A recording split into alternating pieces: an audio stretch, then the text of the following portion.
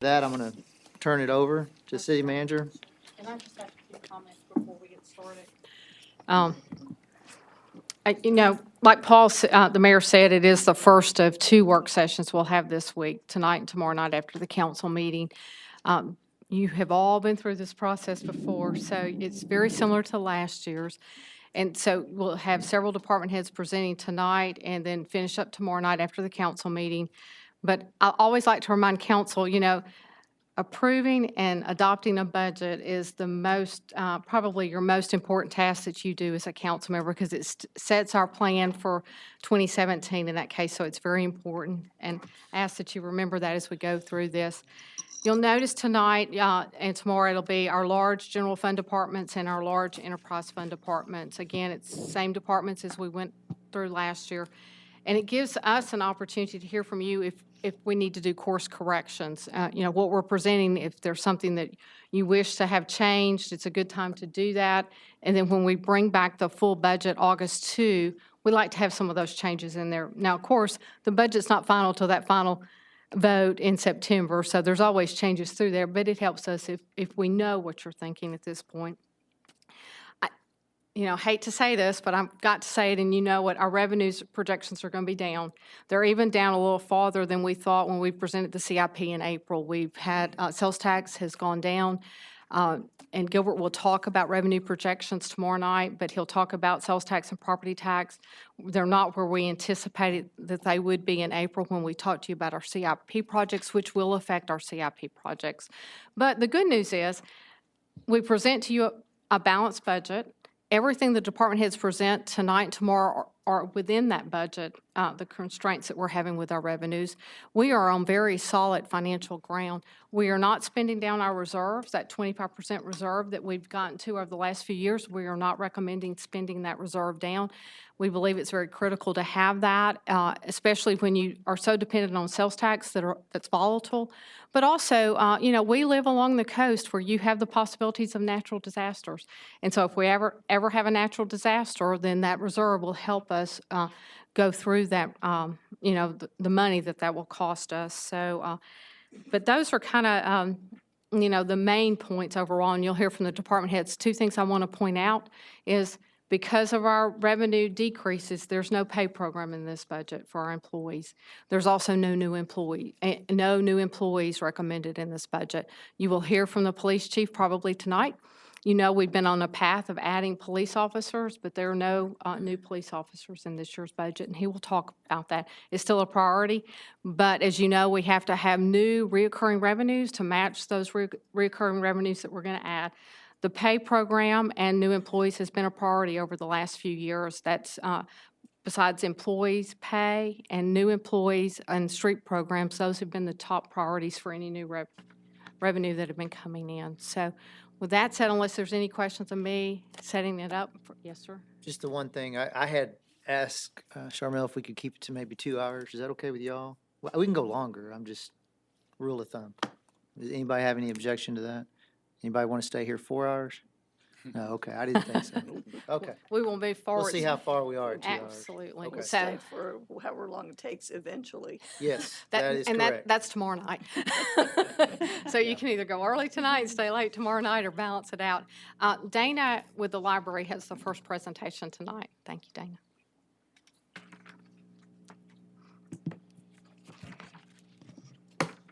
Well, good evening, Council.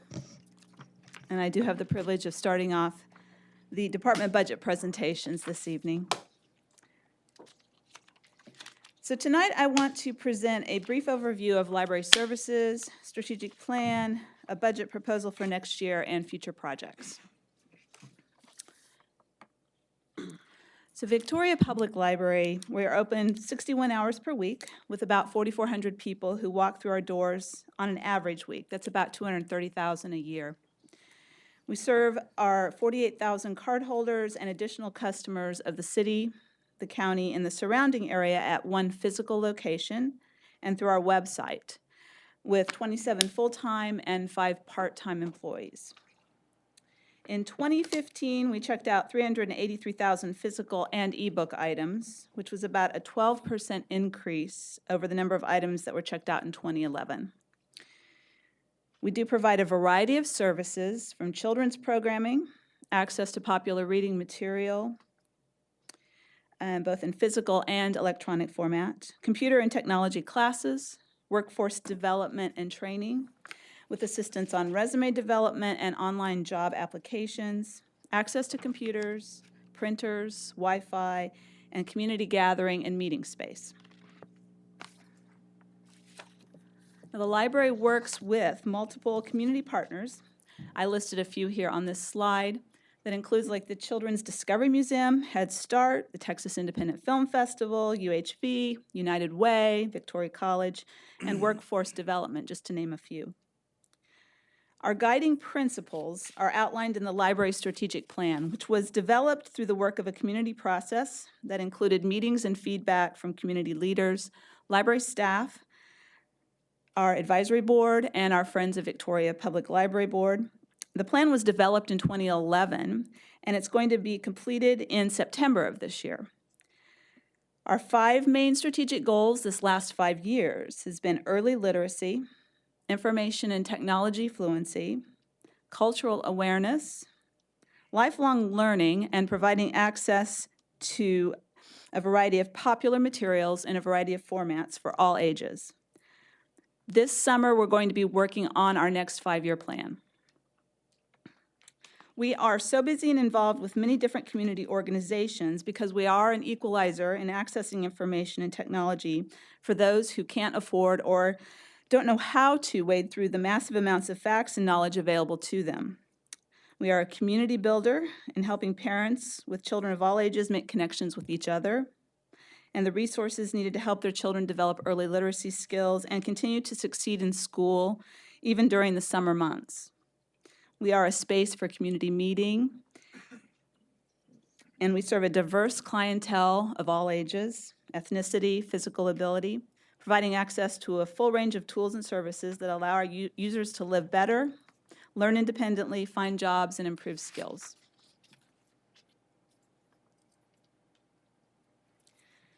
For this upcoming year, our proposed budget is flat, and our requests kept to a minimum. There are no new major projects or initiatives included in this budget. It is a maintenance budget. And as can be seen on this slide, our largest increase is the $34,421 in the capital line, which is a 13% increase. There are small decreases in personnel and maintenance and operations budget requests. And there is a very slight increase in one-time expenses.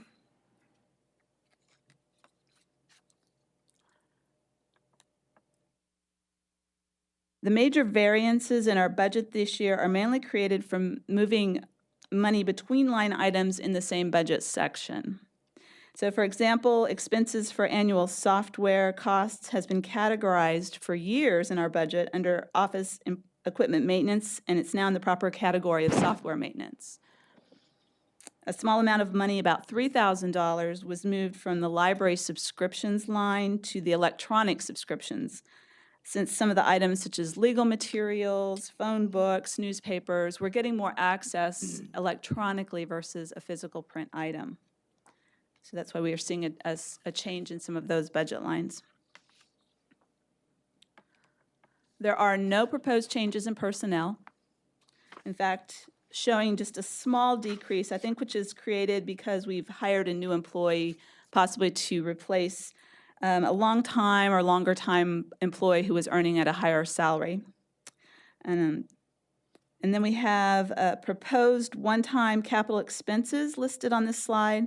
That includes a new HVAC unit, a 3D printer, and computer replacements for approximately 27 staff and public computer stations.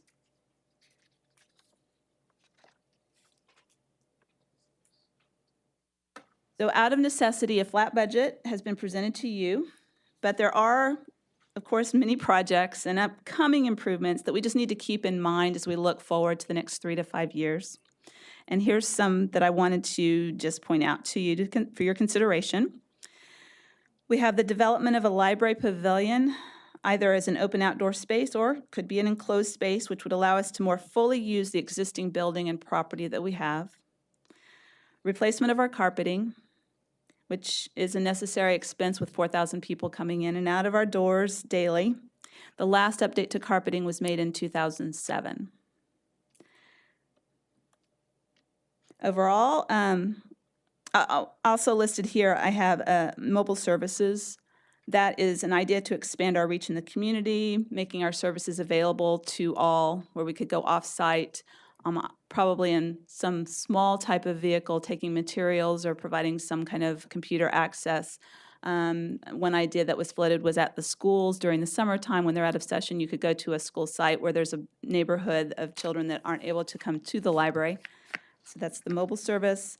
And also elevator replacement is on the list of possible future projects. We have a second-story office space, and providing elevator access to that would be an improvement with making us more ADA compliant and improve staff access. So overall, I think that we've had a very good year this last year. We're having a very busy summer already, and we look forward to continuing to provide excellent service to our community in the future. And I'm available to answer any questions you may have at this point.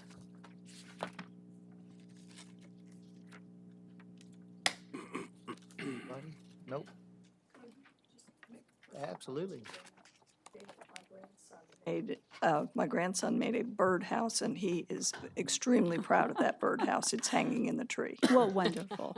He made it to one of our first summer craft programs, so Yes. that's great. Yeah, I Thank should you. say he made a birdhouse at the library. Right, okay. Well, thank you very much for your attention this evening. Thank you, Dana. Thank you. So next up is Parks. And they'll take questions throughout the presentation, too. You don't have to wait till the end.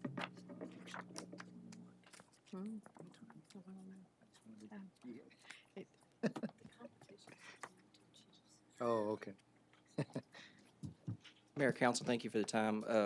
Real quick, before I get into the presentation, I've got a spot in here. One of the things that is in our budget that we are proposing is additional mowings from TxDOT on the loop, and I wanted to show you that area.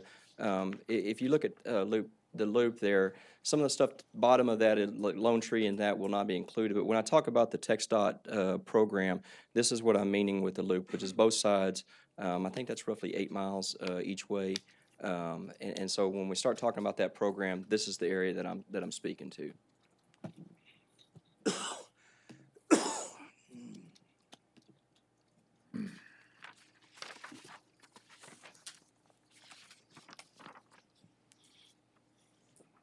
My presentation is not quite as pretty laid out as Dana's, but we'll give it a shot here. The Parks and Rec Department also is staying real flat. We are not proposing any more new employees. We're not proposing any new employees at the community center. So we're running at the same lines there. In our community center budget, you may see a little bit increase in personnel, and that's just because one of my staff, the community center coordinator, is now reporting to the recreation manager, and so those were adjusted based on her taking over some management of that spot. And so the layout of our organizational chart fairly is common to last year's organizational chart as well. Listed as our park facilities, we have 632 acres of mowing. It takes us almost 550 man-hours per cycle, and normally we hit 20 to 22 cycles. We have some non-parkland mowing that we do, and that's the library, city hall, different areas to that nature that are park related. Our right-of-way mowing, which is one of those that you showed there, we have 521 acres of mowing. We do 10 to 12 of those per year. Flood buyouts, we have 76 lots, and we try to get to those every 20 to 26 cycles per year, just depending on the weather. And then our herbicide spraying program, we have just under 75 miles, and we try to rotate that every 9 weeks. Oh, we explain where you do herbicide spraying. The herbicide spraying is done on the major thoroughfares in town. We'll do Navarro, we'll do Main Street. The major arteries coming into town are what we'll do is on the side of the road. Now, we will not do that if a business or so is taking care of theirs, they're right in front of their curb. but it's different spots, and mainly the ones that don't have businesses on them. Some on down Mockingbird, on the left and right of the side will do, but it's about 75 miles total. The bridge areas. The you're bridges, herbiciding yeah, those. and some stuff behind some fences and stuff along different parks that we have. Lone Tree, for example, we'll do some herbicides. So that's one of our biggest programs. It saves us a lot to be able to limit the growth of those, and we don't put a total kill on it. We'll kill some, but then we try to just regulate the growth of it and not just have a brown spot going through. Oh, Yes, ma'am. this does not include the mowings that we pay extra for, or that does include them? You're talking about that we do, like the drainage district, the drainage ditches. Like Wilson's contract's not outfalls. part of No, here? no, The no, ma'am. outfalls is a separate contract. Okay, This is purely what Colby staff's mowing. okay, that's what I thought. Okay, just Yeah. wanted to check. Oh, we do any spraying around the splash pads? We spray the parks, but not near the splash pad. That's all fine mowing that we do. So there wouldn't be any spraying to go there. Does that answer your question, Dr. Young? Yes. I mean, the answer I is was just no. wondering, with I mean, kids walking we- around without shirts on and stuff of this around splash pads, and didn't know if spraying for we spray, mosquitoes. for example, Lone Tree Park. talking We've about got some mosquito areas in the spraying. back, but not next Okay. to the I wasn't pad. talking about herbicides, I was talking about mosquitoes. I'm sorry. Oh, mosquito spraying? We do spray that, but that is done at 4 in the morning. Okay. So they're not when there's people out. I'm sorry, I was off on a different tangent. I'm sorry, I didn't explain myself well. That's all right. On our recreation department side of it, in 2017, our athletics, we're going to have 3 seasons of spring, summer, and fall softball, kickball. We do offer a summer fast pitch softball league, and then we are beginning a youth flag football league with with VISD through their 6th grade campuses. And so their campuses will now run a block scheduled time of youth flag football, and we will help in that program. And we've worked with the new athletic director to set that up. Both high school head football coaches are really excited about that program. That's not going to be any cost to us from the citywide. It's just something that we're starting to try to help them, and they expressed a big interest in it. And we're hoping that later down the road, that will lead to a flag football program that will be offered through all the schools. And then we have our normal recreation events, 4th of July fireworks, which is coming up. We do roughly 6 movies in the park, the Christmas parade, 5 to 7 street dances, and a kayak clinic. Now, on just for numbers wise, last year in 2015, we were at 123 teams. Comparison, this year, right now, we're at 161 teams. And so what we've seen that from is our adult softball league has grown tremendously this past spring and summer league. So we're really excited about that. Kobe, Yes, sir. are we still getting cooperation from the Coastal Bend Paddling Club to help with the clinic? Yes, sir, we sure do. We have a great relationship with them. Great. What's the status of the children's park? Didn't we have in this budget some improvements? He'll talk about that just in a second. Yes, Okay. sir, we do. Or we did. For the Parks and Recreation budget, we're pretty flat. You can see in the capital, we're down almost 1.5 million. That is the building that was put in there last year. And so if you take that out, we're right at last year's number. We're very, very close. And so there's not much difference. Our maintenance operations, just a few cost increase there, but nothing that is, overwhelming. One-time expenses for this last year is 1.9. That included the building. This year is 469,000. What I would say this year is what I call an equipment year. This is when we'll start replacing mowers. If you recall, the first year I was here, we had a mowing package. Those Z mowers and stuff when it comes in October, will be their 3rd year, and so we'll be replacing those. We will also be adding a couple Tridex to just increase our speed and try to increase our efficiencies. Mr. Alvarez, this is where you were talking about Children's Park Playground. This past year, we were trying to partner with Challenged Athletes to replace Children's Park Playground. They have had a request for us to wait one more year. They were not able to come up with the match of that, but what we're doing is we're gonna replace Grover's Bend playground this year and then go back to Children's Park next year. We're just, There was money for we're the flip- parking lot. we're too, huh? flipping, oh, we're doing the Yeah, the parking parking lot lot this year. should Yes, be sir. around Probably in August, August. I think is the Okay, timeframe that they're Yes, looking sir. at. So we're just flipping the playground replacements. We're moving Grover's Bend up a year and putting the children's park back a year, so. I didn't understand that. There's somebody else participating in that. The Challenge Athletes Association? The one that built the field right out in front of, Right. Yes, sir. The Children's Park Playground is on this slide in front of us. Yes. But, so is that, and you're saying you're replacing Grover's Bend?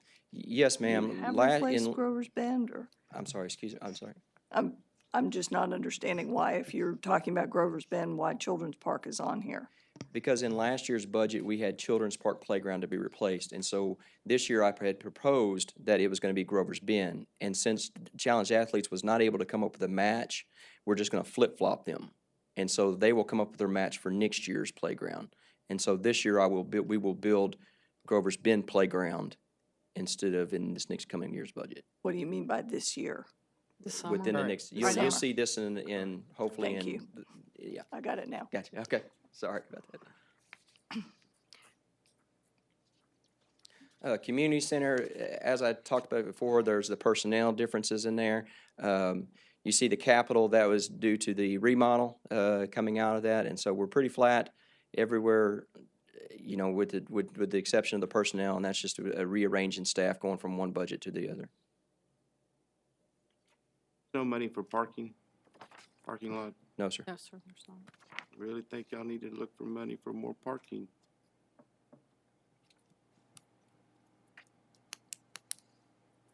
The sports tourism, this past year, we budgeted $75,000. We have 8 scheduled softball tournaments.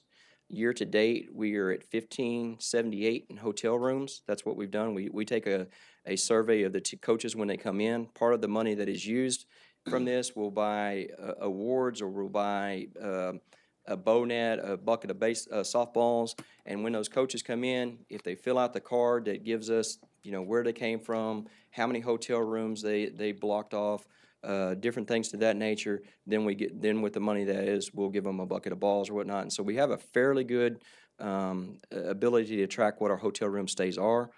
This year so far, we're at, you know, just under 5,000 visitors to our complex. Well, next year you see us going up in that, and what we are looking at doing is adding portable fences for the adult complex, so that way we can play a youth baseball or a youth softball game there and put a portable fence up instead of driving T-posts down, which become a hazard if someone runs into them. And then we are looking at adding some youth baseball tournaments. Is that money coming from where? Hotel funds or, This is coming from Yes. hotel funds, yes. right? sir. You're going from 75 to 101, That's what we're recommending. or you're requesting an Yes, additional? yes, sir. And, you know, we're doing that because it drives us, people in hotels. You're the number I mean, one, that's a good return. I think you're, Almost 1,600 is a good return. yeah. Hotel stays for 75,000 compared. But I'm trying to remember, did we not project that we were gonna cut some of that funding? Not this one, Not this some one? of the other areas. Okay. And Internally. the numbers that we got a few weeks ago with the money with the city, that, this was already factored in or Yes, sir. not? Yes, ma'am, it was. Okay. You get the most night room, hotel room stays out of all the activities, I believe. I think I these can- activities, that's why we're hopefully generate more, so go get it, generate more money for the other agencies. That's the goal here, so. Good. Any questions? They being used, drive by them, and I mean, those kids are like, Yeah, the new one's neat. very hardening. We do have an event this Friday, we're showing a movie out there and doing a Summer Days of Splash, and so we're excited about that. Are we not gonna do grand opening? No, It's okay, yeah, just decided, we didn't want to hold up right? letting the public use it, waiting on a grand opening When we when we could could all be all- there, so we just. Right. So the word's gotten out that new, excuse me, Tom. I'd rather see the kids playing than us having opening ceremony. Oh, absolutely. My point is, the word's gotten out that it's open and people are, Oh, it's used, I mean, constantly from 10 a.m. to when we shut off at 7 o'clock. counting the children and youth. And No, we don't staff that, Okay. event, that area. It's, it runs itself, and so we don't have any, and we check on it to make sure there's no overcrowding, but we've never seen anything that concerns us, so. Am I to understand correctly that we will be opening the new pool at the YMCA in July? I 'Cause don't looking at that believe, construction over there, I don't think it's not so. going to be ready for July. They, Okay. some rain delays. They're at 50% completion, so, Because it didn't look like they're gonna make July. no, they're not. No, Okay, sir. thank you. Colby, you mentioned that you don't staff the splash pads.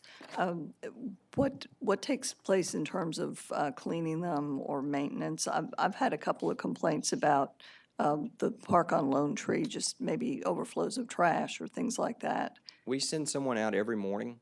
Okay. Now they will open it, and so both facilities get locked at night and get opened in the morning. And so by 10 a.m., one of my staff members, 7 days a week, will go out, open the facility, clean the bathrooms or anything to that nature, and then we come back at 7 and close unless we have a private party, which would go into the 10 o'clock area. And they should be taking care of any, if there's trash all over the ground or something, they should be taking care of that when they close as well. Okay, And thank I you. will check to make sure that's being done. Thank you. Yes, ma'am. Not related to next year, but in this current budget, I know we mentioned you have the parking lot at the children's playground. Y'all are gonna start in August. Is it the whole lot, the entire surface area, all the way down to the end? And then that middle area, Yes, everything? it's Lynn's the saying yes? whole lot. Ken's, yeah. Yes, yes, Making sure I'm saying yes with the engineers. yes, yes, yes. Okay, go ahead. The bigger question is, when are you gonna break ground for the new? Administration building. We're in You getting closer, negotiations. We're in negotiations now, and I hope to be back in front of you end of July, first meeting in August, right around there somewhere, with a contractor. Everything's on track and Yes, sir. comfortable with that? Yes, sir. Okay, good. On track and close to budget. We're close. We're real close. Close to budget. And I noticed in your presentation, you're used to some of your staff. That's really neat. I Oh, like thank you. that. On the Thank you. left margin, I recognize some of those guys. Yeah. Good idea. Okay. So next up is Jarrett with Development Services. His budget presentation will be real quick, but we have a special presentation just for Jeff tonight. Just for Jeff. Software presentation on Development Services. We tried to get out to his office last week and he wouldn't let us come by. Making money. All right, good evening. We'll get started. It is a fairly short presentation on the budget because it's rather flat, and we wanted to give you a little bit of time to give you the software demo, as Ms. Garrett alluded to. Just as a reminder, there's 26 employees in our department. They're broken into 4 divisions: the Planning Services, Development Center, which is all of the permitting inspections, floodplain management, and then code enforcement, and last but not least, GIS. Also have some department stats here that show you kind of a running total over the last 3 fiscal years. You'll note in code enforcement, there was a significant uptick in cases last year. It was a really wet year. We also had a fully staffed and well-trained last year, not so much this year. But so that is a little bit of an explanation of explain the reason for the serious uptick in the number of cases. We'll start to notice the rest of the numbers begin to go down a little bit as we see a slowdown. The inspections getting back to a little bit more of a normal level. New homes were 138. We're seeing those slide and slow down just a little bit more as we getting into this fiscal year. You see the number of lots and then the overall permit activity. We've enjoyed the last 4 or 5 years of permit activity of well over $100 million. And now we're seeing that coming back down to kind of pre-boom and pre-recession levels. So for the last, where we are in May of this year, which is 8 months for the fiscal year, we're just under $60 million. So we might exceed the last year's fiscal numbers this year. So we've had a number of commercial projects that are responsible for that increase there. Any questions on that slide before I move on? All right.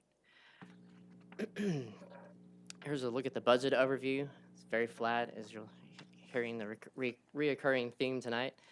Just about a $54,000 increase. Most of that is related to personnel, and I'll get into that in another slide that explains what's going on there. The M&O is down related to some one-time expenses. Capital is relatively flat, and you can see again the year-over-year overall budget is a little over 2.3 million. To explain those budget variances, most of that is largely responsible because of our need to move a code enforcement position that's currently funded by CDBG and move that back over to general fund. We were able to keep that position in CDBG for about 6 years. It was moved when we were in that 2010 downturn in the economy. Some CDBG rules have changed, or interpretation of those rules have changed, which make it pretty much impossible for Victoria to continue to fund that position in CDBG. Without getting into too much detail, we have to be able to prove a match from general fund, and show a targeted approach of where you're combining that code enforcement activity with other public reinvestment in infrastructure and whatnot. And it's because of Victoria's size, it's near impossible to justify that. So we're proposing to move that position back into general fund. There's some small career ladder adjustments there, and that gets you that overall increase of 55,000 in the personnel. On the M&O side, we're proposing to increase our code enforcement contract labor line item by 10,000, continuing our fleet replacement for the building inspectors by purchasing 2 additional trucks. And the explanation for the large decrease in this is the one-time expenditures for GIS professional services. Because if you recall, this year we had new aerial photography flown and also acquired some planimetrics, which are the building outlines, outlines of sidewalks, and the physical improvements on the ground. Our GIS manager, Adrian Conyas, promises me that the new 2016 aerial photos will be up online by the end of this week. So we have them in-house, but they should be out there online for your view and the public use by the end of this week. So, and on the capitals, go ahead. Are those supposed to add up? No, sir, they do not. What else went down? Nothing went down. We have 2 trucks in this year's budget, so that's really an even. The current budget has 2 trucks, as well as we're proposing to do 2, so it's really. 48,000 times 2? There's some minor, let's see. Or is that what I've you- got another slide here at the end, I'll show that again. Oh, no, that's not it. Oh, there was $2,200 that was put in the planning services budget for comprehensive plan printing and public meetings and whatnot. So that was a one-time expense. So that's the other $2,200 and change difference there. Sorry. And then capital items, decrease is just a couple of few computer replacements less. And again, there's the overall look at the budget. Any questions on that? I have a couple. Sure. You're at 5 employees in code enforcement, Yes. and you were at 4 maybe in recent times? I'm trying to, Probably 3 or 4 years ago, we were at 4. Right. so now with the loss of the CDBG funding, you wanted the burden to come from the general fund. Is that what we're, Yes, sir. as We opposed moved to it just as a- eliminating the position? Yes, sir. I feel strongly that that code enforcement function is important if we're going to continue, 4 versus 5? Yes, sir. Yes, sir. So, one's a supervisor. Now, do we still have one out on military leave right We now? do. We Okay, so do. we're actually functioning with 4 right now. Right, and we're severely behind in trying to keep up with the city overall. We've got one out on military leave, and And you have to hold that position for so We long? do. Oh, yes, sir. Yes, sir. HR Federal legal law can explain that requires, to you. depending on Well- the circumstances, up to 5 years. Up to 5 years? depending on the deployment. But you're not paying that individual? No, sir. No. No, sir, but we have to keep it open. Okay. So is this position a part of the budget? Yes, yes, ma'am, it is. We're expecting that employee to return this summer No, I'm not. unless their deployment changes. I just see an opportunity to cut a position. Yes, sir. We had difficulty though 3 or 4 years ago keeping up with the cases that were being called in. So, we'll just have to, if, the council's willing to understand that those calls, it'll be difficult to continue, Well, minus, with education of our community and yes, sir. We think found it it would- doesn't work. doesn't work. Tried that. Now, some people voluntarily comply once they're made aware, but there's quite a few that don't. They stay relatively busy. It would be nice if we could get to more proactive approach to code enforcement, but right now we do mostly reactive based on complaints entirely, so. That's not 100% on complaints, but, Sorry. yes, I'm sorry. Up to now, on our fiscal year 2016, how many cases do you have? Is it about half of what we had last year, or? No, I believe we're around 2,700. You remember? We saw a report that was run just a few weeks. Right. Yeah, we had to. So we're a little bit less than 3,000 right now, with I guess 4 or 5 months to go. And then we eliminated a building standards commission meeting that would have been in April in order to reduce the code enforcement's caseload, or caseload. They just didn't have time that it takes to run one of those meetings with everything that's going on, being short-staffed the way they are. So those substandard building cases have been held back to July.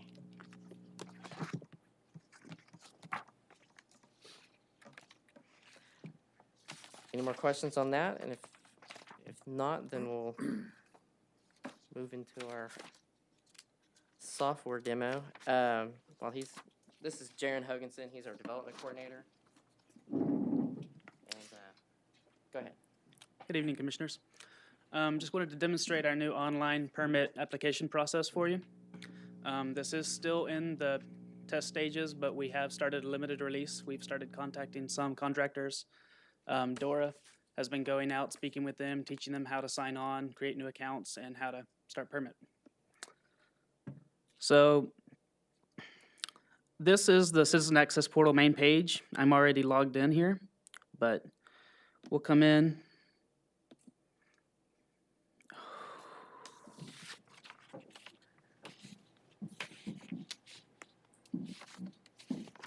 Karen, it never goes according to plan, so. That's all right. Here, well, let's go. Just to give y'all a little bit of background, if I remember, we started this software process. I believe council approved the contract back in August of 2014. We got started several weeks later.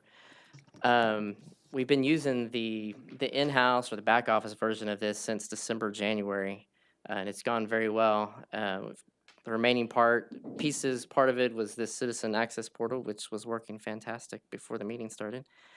And then we also have one more piece that's for our building inspectors that allow them to go out with a tablet and complete inspections out in the field. And we're waiting on some technology changes with our software provider before we can fully get to that.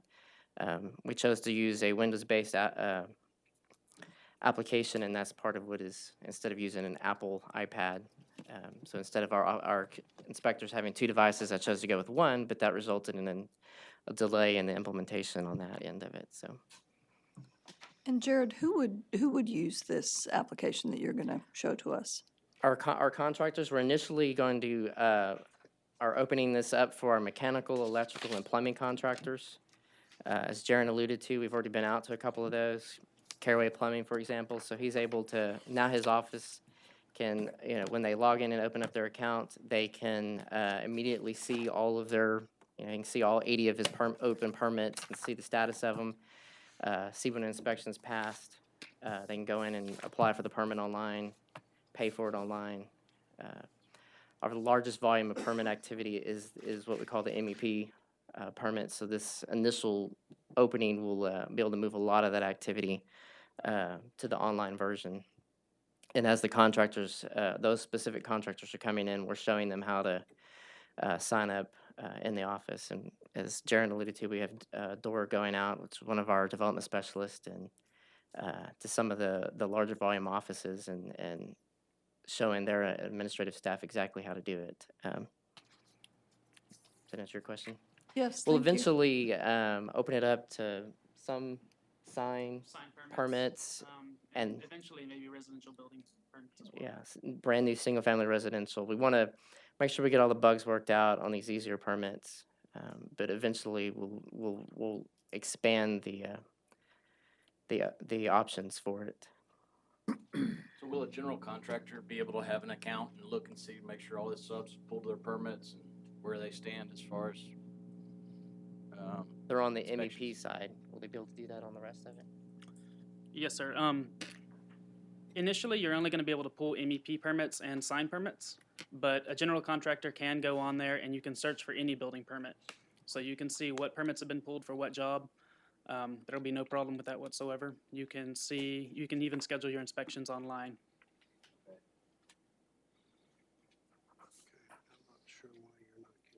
And also try this tomorrow night too. Or July 5th.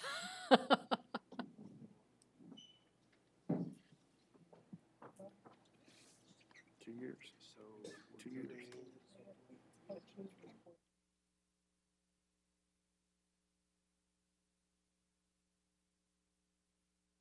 Let's see up here. So you get to-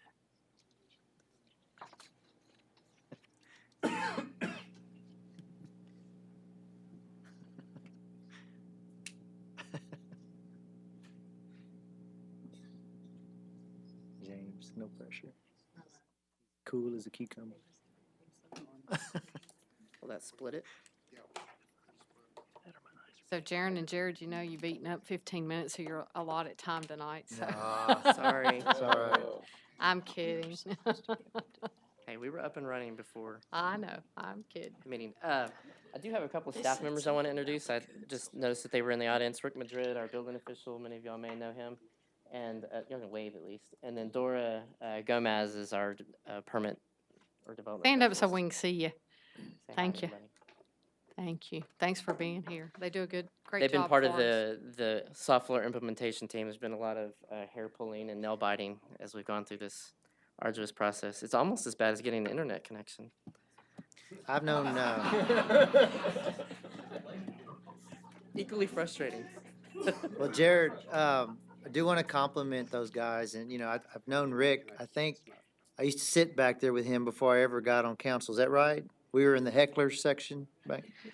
But, and I don't know Dora as well, but very difficult jobs you have, and I appreciate that. I know what you have to deal with, I don't fully understand, you know, I can't, you have to deliver sometimes bad news to people, or it's frustrating, so thank you for what you do.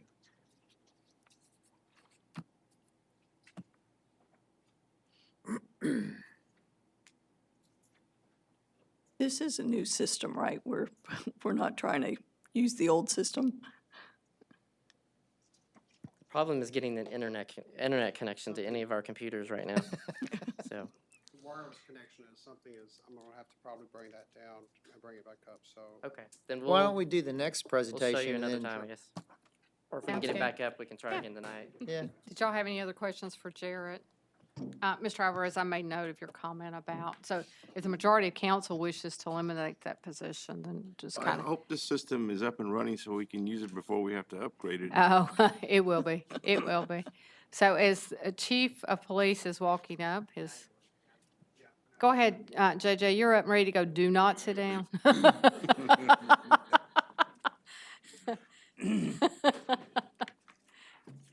You're up and ready. I am. Yes, sir. Good Yes, evening, Mayor. ma'am. Hang on, members. hang on, Chief, I'm sorry. It has to do with code enforcement. Uh-huh. I was just thinking about it. You know, I came downtown yesterday and I saw that there was a lot of branches and everything all over the place. Now, if somebody's got some problems with the branches that are coming from the neighbor's house, do they call code enforcement? Well, it's really a private property issue. But Okay, we, but if they're already on the street, I mean, because I saw that there was a lot of them in the street, and I noticed Okay. in the neighborhood, they're cutting down a lot of limbs and stuff, you know, Sure. but I know there were certain parts of town that were hit real bad with the Mhm. weather last night or the Yes. night before, and there was limbs all over the place, so, you know, sometimes, are they gonna do extra pickup for that? Well, Daryl and I have not talked about that, so it's kind of, I did have that thought yesterday when I drove around to see what kind of damage we had, so we can talk about that. But I would say if they're in doubt, they can call code enforcement, and they'll be able to tell them whether that's a private property issue or if it's something that we can get involved in. And if they can't, A lot of it's on the streets, and, you know, some people park out there or Sure. whatever, and, you know, just Sure. if we were gonna have an extra pickup for that, or how they're gonna be handling all that branches and stuff. we probably need to, Okay. he and I will have to discuss that. Okay, Yes, ma'am. thank Thank you, though. Sorry, chief. Good evening, Mayor, members of City Council. Tonight, I'll be presenting the Police Department's 2016-2017 proposed budget for your review.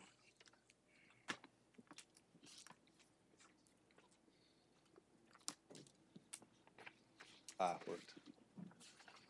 Thought there was going to be some more technical difficulties.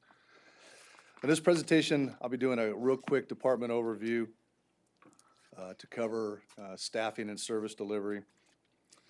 This budget does combine both police operations and 911 emergency communications together, which is a little different. Last couple of years, we separated them out, but this year they're together.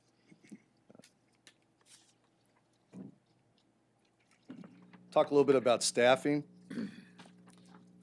Right now, our current authorized budgeted strength for licensed personnel is 121.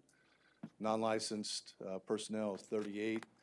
Right now, we have 6 openings for police officers and 1 civilian position opening.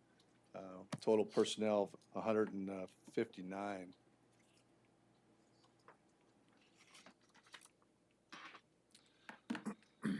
Right now, what I'd like to do is just kind of review some key service delivery benchmarks. And then I've brought this up for council before, so I want to continue on with this. I want to talk a little bit about overall calls for service. As you can see, in 2014, with 95,587 calls for service, it was pretty flat, with actually a little bit less last year, 95,111. However, this year, year to date, as of, well, when this was put together, as of May 31st, we had 40,633 calls for service within the city. And you project that out annually, we're looking at coming in around 97,000 calls for service for this year. Response time to emergency 911 calls, and again, I've mentioned to you that this is a real key benchmark. And in the past, in my opinion, 5 minutes is a very good average response time. And in 2014, we were 5.22, 2015, 5.88. 2016 is up a little bit as of May 31st at 7.62. And looking at the data, I fully expect that to fall within the 5-minute range before the end of the year. A little bit about the budget, as mentioned before by the other directors, it's pretty flat. Personnel, 2015-16, I was at 11.6, and 2016-17, I'm at 11.5. Variance is a reduction of 102,646. Maintenance and operations, 2.385, and then this year we're proposing 2.356. With a reduction of 28,000. Capital improvements also reduced 186,921 to 137,402, a reduction of 49,000. Total overall budget went down from 14,255 to 14,074, a reduction of 180,000. Our one-time expenses in 2015 and 16 were 73,000, and in 2016. What's proposed is a one-time expense of 62,000. If you take a look at the reoccurring expenses, obviously we're still reoccurring expenses in 2015-16 was at 14.1, and we're at 14.012, a reduction of 169,000. A little bit about the variances. Personnel, the decrease was due to lower Social Security, Texas municipal retirement rate reduction, and healthcare adjustments. Maintenance and operations, the decrease was due primarily to less requested equipment and lower fuel cost. And then capital decreased just due to less capital equipment that was requested.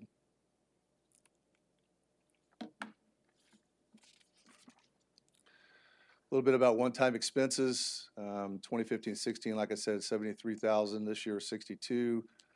So the variance reduction about 10,000. One-time purchases are a police building space needs assessment. I'll kind of talk about that in just a second. Some office equipment and some building enhancements, which generally involved security enhancements, rounded out to 25,000 for a total of 62,000 proposed for this year. A little bit about what I believe to be some current and future issues with the police department. I'd just like to take a few moments to discuss a couple of these budget-related items because they will have an impact today and in the future years for our department.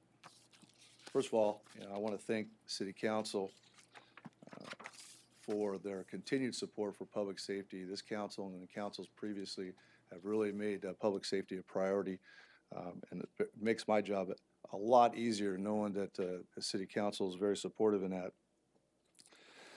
But I feel it's important that I update you and provide you with some information that underscores the need for additional police officers while being sensitive to the overall budget situation that we have this year and the realities of that. I think it's important to recognize that additional work is needed in growing the department to handle the future demands of a growing community. And just a little bit about that. Several years ago, 2013, we embarked in a ICMA study, which stands for International City County Management Association. They came and did an in-depth analysis of staffing and workload. And from that, they determined initially that we were about 10 officers short, that they would recommend that we add to that. What we did is we looked at that 10-year and we made it a 5-year plan to add the 10 officers. I think what's important to remember here is, now we're looking at data that was 2012 and 2013, so it is dated. Since then, we've obviously experienced some pretty significant community growth, and not only just in residential community growth, but now the latest daytime population growth has us at about 110,000 population in the city on a daytime basis. I will say, and I want to take this opportunity now to really emphasize to you that the good job that the officers have been doing. We have looked at resource efficiencies, both in our patrol, in our detective, in our support functions, and we're stretching, everything we possibly can from a resource standpoint. Officers are doing a fantastic job each and every day, day in, day out, handling the workload issues that we have. This is a very busy city.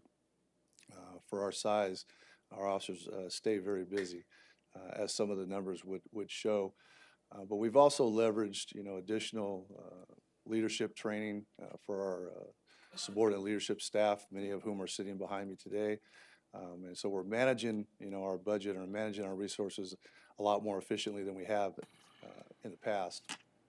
We also looked at things like technology, try to make our job a little bit easier, work smarter, and not necessarily harder, and council supported that effort, whether it be new computers, different cars, ticket writers, LiDARs, things that make our job that much more efficient. But having said that, we're still in a situation where, we're looking at the fact that we're falling a little bit further behind, meaning that for a city our size, given the workload that we're up against, we need to have some additional officers to help offset some of that need. I want to give, and I'm not going to spend too much time on it, but I just want to give you two real quick staffing models. The first one from ICMA, which, like I said, I won't get into, but it's really based on what they call a 60% workload analysis. And if you use just their numbers that they used before, when they said that we were 10, If you use that same formula methodology, we would be needing a total of 152 officers, or total, and right now we're at 121. So if you use the per capita staffing model, which is typical for IACP, and that one just says X amount of officers per 1,000. So you use that model, which is a nationwide accepted model, used for uniform crime reporting. If you use that model, the average rate is 2.3 officers per 1,000, and the Victoria Police Department's at 1.8. If you look at what our numbers would be if you consider the daytime population, we're at 1.2. So we're even below the national standard there. So if you use the IACP per capita model, they say that we should be at 153, and we're at 121. So again, I'm very sensitive to the current budget situation. I just want to make sure the council's aware that there's still a little bit of work that we need to do in terms of continuing to support a growing community. We've added 6 police officers in the last 3 years, new Yes. positions. Added six of the 10 Yes, sir. Yes. We've in added 3 6 years of on the a 10. 5-year? Yes. But yet you show you're still 6 short. You haven't even got the full. We got to 4. That's the best that I've ever seen it. You're showing 6 on this. Yeah, 6 now, but I mean. You're short 6. At Vacancies. a couple months ago, we were down at 4. Yeah, current vacancy. Yeah. In Vacancies. fact, if it wasn't for the 4 that you approved as a council last October, I would have had 0 vacancies. Why do we have 6? Now we have 6. Why? People leave for various reasons. I just lost one because he wanted to go back home to his hometown in Georgia. I lost another one due to a family situation where he needed to go to Conroe, Houston area. Again, most of the time, the reasons why we're losing folks, at least right now, is more for family type of issues, be closer to family. Not a paid thing right now. No. And then lastly, you've heard me talk about this before, but current police department's in need of a new public safety fire administration building.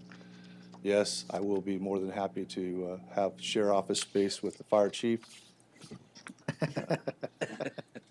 Our current facility was built in 1965, and it's a 24/7 building. And in architectural terms, that means an awful lot, I guess, because it means that your building actually is operating, even more. Our building's like 49 years old, so if you add in the fact that it's a 24/7 building, it makes it really old. It's no longer meeting the needs of the department, and certainly not the community. It's not strategically located for efficient operations. And right now, in this budget, there is a proposed one-time funding, $35,000 for a space needs assessment project, and that's where they'll come in and do a full needs assessment of our existing facility, cost out remodeling, cost out some different issues in terms of what a department our size should look like in a community our size. And so there is funding in this current budget, the proposed budget to accommodate that project. So Would that project just look at the existing facility? it'll look at existing facility, and it will also look at what's available out there in terms of other locations. Okay. Will it look beyond that at sort of, I guess, wish list is the way to say it? Okay. Yes. And it'll also look out and projects out for 20 years versus the here and now up to 5 years. So they'll take a very long look. The purpose of the comparison is to see, is it more efficient to remodel the current building, or is it better to build a new building? And it's So for that- comparison purposes. So that's why we're doing looking at the existing. Thank you. Or find an existing Are we going, facility. is that something to be done internally, or is it going to be done by a professional? We'll hire an architectural firm externally to do that. Well, I would encourage another facility because you and your parking is a concern Yes, sir. on the street. And we talked, if that's, the direction that, for the new facility, then this will be used like a substation, so Right. down Oh, here. good. So, You can have some of your city hall back too. yes, sir. We don't like to give up anything we already have. Well, you want a new building or you want to stay in the old one? Anyway, I still have a couple of more questions. Yes, sir. because, going back on your personnel budget costs going down, Chief, you attribute to Social Security, TMRS rate. reduction in healthcare adjustments. Is that across all city? Are we seeing that, Gilbert? Or is that just pertaining to the police department or fire department? Our TMR's rate went down by Across the board? 0.20 across the board. Okay, we saw that. Yeah, and you recall last year when we started the new health plan program, we weren't sure who's going to be where, so now we know where the direction some of the staff want to have So to we're gonna be in see which plan. adjustments So in it's all the adjustment, personnel? yeah. Okay, very good. But the biggest part in PD part is just the TMRs, because they're the biggest, they got a big chunk of payroll too as well. But that's across the board, Mr. Arbor. Including Social Security and? I don't know, Social Security hasn't changed, but it will affect the balance of once, if you reduce your Right, your by gross, that, you'll yes. see the, But the rate's still the same. okay. So I was just hoping we're gonna see that across all personnel. You will, yeah. Some more, but in fire and PD is the largest one. The other part of that was we were doing a market analysis to see where we are with the competition as far as our police department salaries and, We didn't, we did something internally to look at that, but when I realized we didn't have new recurring money to propose a pay increase, so that step, what are we gonna do with step program? It's it's not funded. not funded. No, sir, because as you can remember, when we first initiated the STEP program, we said it all hinged on being able to fund it. And there was no guarantees that it would be funded each year, so. We know what it would cost right now? Yes, sir, for police and fire, it's about $400,000. How much? 400,000. 400? But yet we're cutting this, Approximately. this budget's being cut by, how much, a couple hundred thousand? A little over 100 payroll. sorry? A little over 100, I A think. little over payroll. 100, 150? But we need about 300,000? You need 400,000. 400,000, yes, sir. Yeah. I can tell you, we went through the budgets desperately looking for money to cut recurring expenses to try to come up with a pay program, and it's not there. Unless you start cutting people, which is programs, but, you know, we're so heavily on our payroll side, you're gonna have to cut people.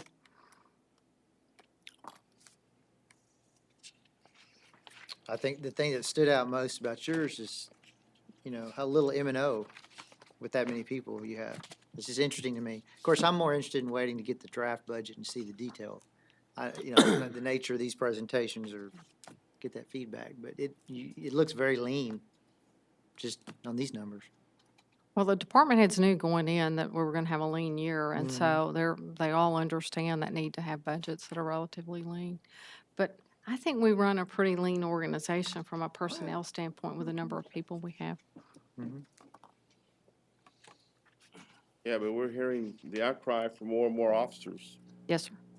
and yet we're going to lose footing again in their pay program. And we're going to end up back to the same thing that we've had in the past, losing officers for better pay somewhere else. So Yes, I sir. don't know how you balance that. Well, 1 year at a Unless, time. unless the rest of the nation's feeling the same pinch that we are. I can't imagine that we're out on an isolated island and all the other communities aren't feeling the same pinch that we are. Different parts of the country have different types of economies, and it's competitive. That's why I was curious to see why we were losing officers. I happened to meet the gentleman that's going to Georgia. Fantastic, but we can't compete with family. I spoke at length with him at an event. He was out in the community. He did great. Stopped by, talked to all the kids, but I understood and wished him well.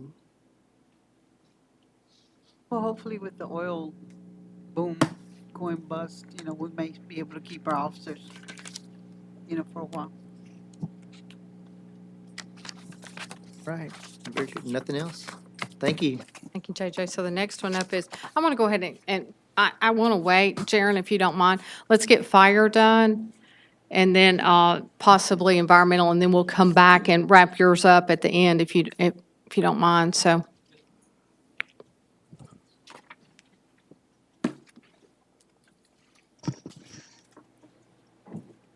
Good evening. Good evening.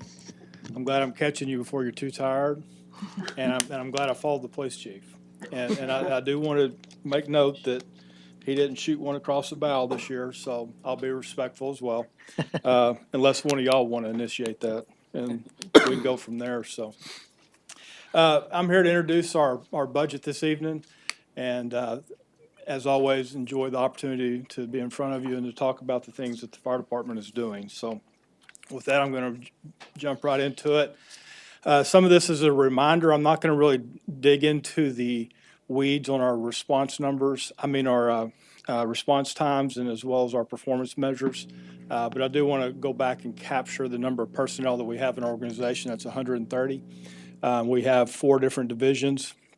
The fire chiefs for administration, we have 6 people in there. Our training division 2, our fire marshal's office has 5. And then our operations, 117. And those are the folks you see out there in the street each and every day. We're fully staffed and have been for most of the year, so we're blessed in that way. Kind of looking back at the 5-year run statistics, going back to 2011 all the way through 2015 last year. We from about 2013 on, we were seeing about a 5 to 6% increase in total run statistics. We're looking at kind of in our current year where we're at, projecting that out, we should be around that 96 to 9,700 mark as well. So as we were seeing those increases, we were trying to figure where that plateau will be and when we start to see a little bit of a downturn. And we think that probably 2015 may have been it. But we'll see how the rest of the actual calendar year goes. Looking at our 2016-2017 proposed budget's 12.882, or 0.76% more than the 2015-2016 budget. As you can see by the pie chart, 10.5 is our personnel, maintenance and operations, a little over 2, and the remaining 274 is coming from our capital. The bar chart there, they're so similar, it's really hard to tell, but I'll dive into it a little bit deeper on some of these other slides. In 2015-16, we were looking at 12.78 is the amount of funding that we were given. 12.882 will be the proposed budget. That's a difference of $97,000. And if you extract our one-time expenses from year to year, and I'm sorry that's not showing up on that bottom. There's one more line there, but in your handout you should have it. If y'all see that, it's actually $32,000 and $32,440 on recurring expenses. So about 0.7% of an increase from the previous year. And if we dive into that, and if you add these numbers up, they are not going to equal that top number as well. But that's the difference in our from 15 to 16, or 15-16 to 16-17. And what I did is I pulled out the ones that were the biggest increases, and I didn't show ones that were decreases. So in our employee benefits, our retiree insurance has gone up $44,000. Our workers' comp has gone up $37,000, and our certification $50,000. So those are the 3 biggest climbers under our employee benefits. In our maintenance, our professional services is $18,000 over what it was in 15-16. That's mainly due to an increase for our medical director, and also for a 5-year recertification of our drill tower that we have to pay for every 5 years.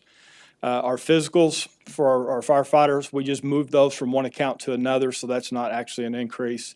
And then we have a little bit of software increase for some new computers that we've brought on board. In our capital outlay, communications equipment, we're seeing a $13,000 over the previous. Medical equipment, $21,000. Building improvements, $35,000. There's some more detail on some of this as we move on. Overall, in our top 6 or 7 line items that we typically will see additional spending is in our hazmat equipment, our technology. We will start our mobile data terminal replacement plan this year. That'll be a 3-year process. We got those back in 2011, and those were from a grant. So this will be the first time the city's actually having to purchase these. And we've looked at those and tried to find a a more cost-effective way of delivering those services. I think they were originally 6,500 to 6,700 apiece, and we're now looking in the $3,500 to $3,800 range. So, and then portable microphones, we're replacing all the microphones in our portable radios, and there's some more enhanced technology that's coming out, that came out that enables us to hear those guys when they're in a mask and in an environment that's really tough to hear. So we're going to be outfitting all of our portable radios with that technology. And then our fire equipment and EMS equipment, I'll cover that on the next slide. There's the drill field 5-year inspection program. And then in our station maintenance, we have to do, we have 7 facilities. And so keeping up with those is a challenge, and always having to try to maintain those. Our biggest expense this year is looking at replacing the roof at Fire Station number 1. And we don't believe that number is probably going to get it, but we'll certainly be looking into that to see how that will work out. And then the only capital item that we have as far as a vehicle this year is replacing our operations supervisor, which is our medical battalion chief who responds to all the EMS calls. And so that will be up for a vehicle replacement. How do we enhance the equipment we try to put in the hands of our folks? These next couple slides will cover that. In this year's budget, we've got a RAD 57 CO monitor, and what that basically means is on every fire ground, we do not let any of the firefighters leave the scene until we have cleared all the CO out of their system. We have that technology on our cardiac monitors, but our operations supervisor does not have that ability, and he's the safety officer on every scene. So that gives him the chance to check personnel as well, and we want to make sure that they return to 0, and that if they've inhaled any of the CO, that we get it out of their system first. Failed airway mannequin, we've actually got 2 or 3 of these in the works. One of the enhancements that we'll be providing out in the community going forward is called rapid sequence intubation. So we're looking to enhance the skill set that we deliver out there for those really tough medical calls that we respond to, and our ability to successfully intubate patients, and that means to place a tube into their lungs is paramount in order to be able to do that. And so we're really taking a concerted effort to make sure our folks are adequately trained and have the right equipment to be able to do that. And then also LifePak 1000 automated external defibrillators, just like what's on the wall here. We'll be replacing all the ones on the fire apparatus as well as the library and the one in this building as well. They're at their end of life, and so this is a replacement of that. If you look at our fire equipment, we do a kind of a rolling 5-year asset management program for the city management so that they have the opportunity to kind of think about the key expenditures that we will have coming up. So this year, we're looking at 4 gas monitors for the apparatus, a set of rescue tools, and those tools, as an example of what they're replacing, are from 1998. So they've lasted a pretty good while, and we've gotten our life out of them. Gated wise is just our ability to take 2 lines into one to enhance the flow that we deliver to a scene, and then also our thermal imaging technology. What can we expect going forward? Every time I get up here and talk to you guys, I try to take the opportunity to talk about the performance of our personnel, and especially in the medical side. We continue to really do some amazing things. We're recently awarded the gold standard for the Mission Lifeline, as you see on that slide there. Something we're certainly very proud of, and talks about our efficiencies on cardiac patients. And then so we're always looking for those opportunities from third-party organizations to validate what our folks are doing out there in the field. And then we continuously look for our organizational improvement through measuring the performances. And we do that through our fire stat program and through our critical care programs. Look for tendencies, look for opportunities to improve the training that we provide to our personnel as well as equipment to make sure we're adequately equipping them with the tools that they need going forward. So that's a very quick overview of the fire department budget, and I certainly will answer any questions that you might have. How's Station 6 coming along, Chief? We're in it, doing it. They're doing really well out there. They really enjoy it. The run volume is not quite as high as it is down here at Station 1, Station 2, but I think we knew that going into it. So we'll continue to monitor that. Will you have the opportunity to share some of this with the county commissioners? Yes, so every year when we do our annual budget, or our annual report, is I take that same opportunity and I sit down with each commissioner and the county judge, and I'll talk about the services that we're providing out in the county. You don't do it during their meeting? I don't do it during the meeting because I found that they were less reluctant to ask questions as opposed to in smaller settings. They're able to ask those questions a little bit more appropriately, so. Okay. I would do both, but that's just me. Anyway, I understand. Tanner and I have talked about that on the best way to handle that, so. Okay. Thank you. So I'm going to skip to environmental because it's a little shorter than Public Works, if you don't mind, if that's not going to cause a whole lot of confusion. And then we can do Public Works. Good evening. Mine shouldn't last more than an hour or 10 minutes, whichever comes first. Be talking to no one. So, environmental services. Here's kind of a list of the services that we provide. We've got the garbage collection, the curbside recycling, the yard waste, the tree limb, the large item collection, household hazardous waste. We also do the air quality research and education for Victoria. And then we also, with Jerry James leaving, Kate actually sets in on the environmental flows, dealing with endangered species and different things now. We've heard people talk about the increases and different things, and as we go through, we've got kind of a 3-year average here. And I took this from May 1 to the end of April. So these 3 years are exactly the same amount of days. So you can see we've gone from 19,140 to 21,129. That's total tons of household garbage. A lot of that can be contributed to the number at the bottom when I get to it. Yard waste has gone up. You know, we've had 2 wet years. We've had 2 so far really wet years. And yard waste, brush, things like that, we really see an increase.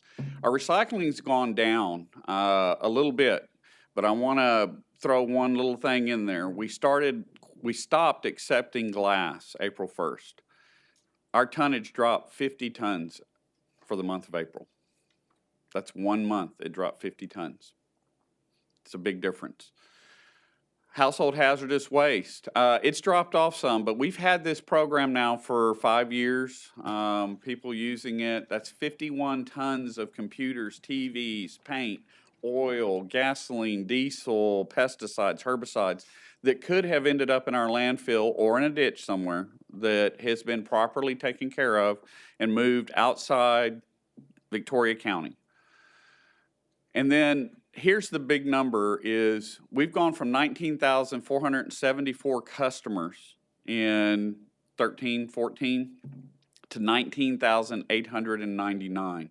That's a large increase in the number of people that moved into the city of Victoria. You know, for a long time, there were no vacant houses. There were no empty apartments. And we really saw that. And as you go through and look at those tonnages, you can tell that that population or that number of homes increase directly went to the solid waste side. So getting to our budget for 2016-17, we've got an increase in personnel of about $49,000, and I'll explain that. But that's the only increase that we have in our budget. I want to remind council as we kind of look at maintenance and operations, last year we bought over $1 million worth of trucks. We're not purchasing any vehicles this year. So that's a big hit there. When we start looking at capital, we're doing some things with the landfill. We're also have those carts that we continue to buy, and so I'll get to kind of cover that in a minute. When we get to the one-time expenses, though, we're down about $1.5 million. Personnel, we do have an increase in personnel. Part of that's workers' comp, and as Mr. Alvarez alluded to earlier with some of the other things going up, we've got some increases in workers' comp, and I think you'll see that in some of the other budgets. But also, KVB did not seek a contract this year. And so what we've done is we've kind of moved that money to our payroll expense next year. I don't know if you've noticed, but we've been doing monthly cleanups in the area out by the mall, which encompasses the whole drainage ditch in front of the mall, going in front of Target, all the way across the loop to where it goes into, I believe that's Country Club Estates or whatever right there, Benchmark. So we've been doing that on a monthly basis and using the money that we would have given them to do cleanups of our own. That's $25,000. $25,000, yes. So next year, what we did was we just moved that into our payroll line item on solid waste. We'll continue to do those cleanups, but then if we recognize another area or another spot that we need to go in for a couple hours and do a cleanup, we have the money to set that up and actually get it done. We have no vehicle replacements this year. We also have a decrease in fuel cost. However, in that number is the increase in the tipping fees and the processing fee for our recycling. That's $342,548 is what we're estimating for next year. And then on our capital, we have a reduction in the number of carts. You know, we've been looking at replacing carts as we go along. We planned on replacing a lot more carts this year than we've actually had to replace. They're holding together better. So we're going to set less money aside next year to replace those carts because just they're holding up a lot longer than what we originally thought the replacement cycle would be on them. Next year, based off of what we see right now, we don't plan on doing any rate increases. I want to make sure everybody understands, and we've talked about this over and over, but all of our services pay for that service. We don't subsidize any of our services. That $13.75 for garbage pays for garbage pickup. Is there any questions? Yes, sir. Took a long time to get there. I say did. I say that every year, but boy, that used to be a mess. It has, but that $13.75 has been there for a long time. Right, but just having each service self-sustaining cost recovery. And we were able to do that even with the increase of over 200 customers. Mm-hmm. Things that we're looking for in the future. Want to continue the carts on the street. That's one of those things that's out there. At any point, we could start to see them really fall apart. Like I said, they've lasted a lot longer than we thought they would. People are taking good care of the carts in most places. We have a few that burn up every now and then. Somebody put some hard charcoal in one, but for the most part, they're holding up really well, and we can get parts to replace, and we've done that. Next year, we'll be looking at possibly purchasing some new side load trucks. Replaced last year some of the original trucks that we bought back in 2008. We've got some trucks the last two trucks that we bought back then that we're still using that will need to be replaced. And we've put those off a couple of years from when they should have actually been replaced. And then coming up around 2025, we've got another 28.2 acres that we'll need to close at the landfill to keep us on that good environmental track with our landfill. And I'll answer any questions. Well, I've got one. You said since you stopped taking glass for recycling in 1 month, 50 tons? Yes, sir, 50 tons in 1 month it dropped. Have you projected that out for a year? No, sir, we have not as of yet, and the reason is because we want to get a couple of months behind us to make sure that wasn't something that just happened that month. We checked. Starting what month? April? Starting in April, yes, sir. So we've just recently got May numbers from the Recycle Center. We'd like to get June, maybe July. I'm going to be coming back to you in August. I will have a somewhat good projection by then because I'll have 4 months worth that I can say. We think that it was mostly glass, We checked the participation. The participation dropped, but it only dropped by like 120 customers. We still had almost 14,000 customers use the service. So we're trying to work through what exactly was that 50 tons. I know that May was down as well, not 50 tons, but it was down. So before I make a projection on what it's going to do, I'd like to see more than just 1 month. Where did those 50 tons go, by the way? They go into the garbage. Thank you. Bill? Yes, sir.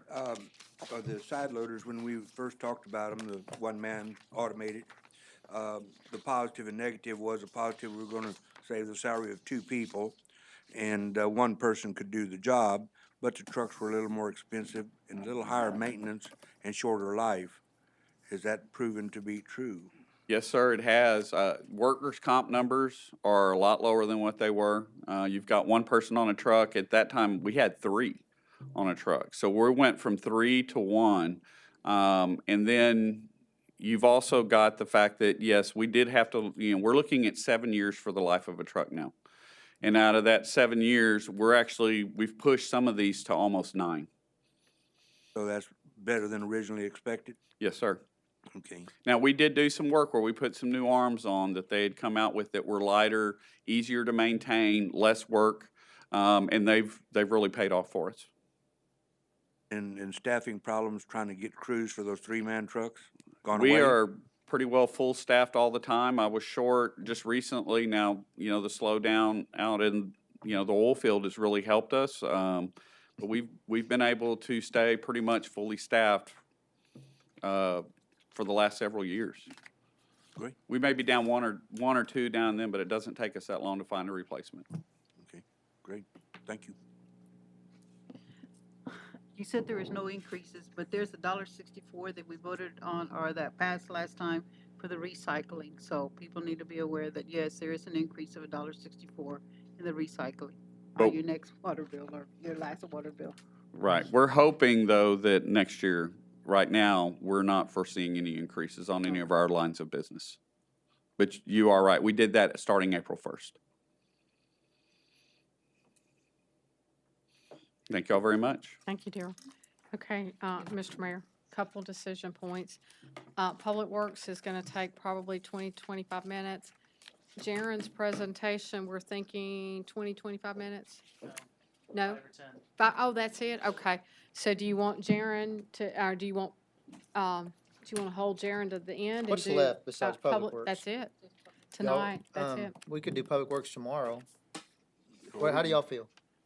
Any, Yeah, just knock it out. You've got 2 do both? tomorrow, right? Left. Okay, And we keep have- going. Finance will fine. take, I would estimate finance taking it about an hour with his Well, let's- presentation and questions tomorrow and a short presentation from HR.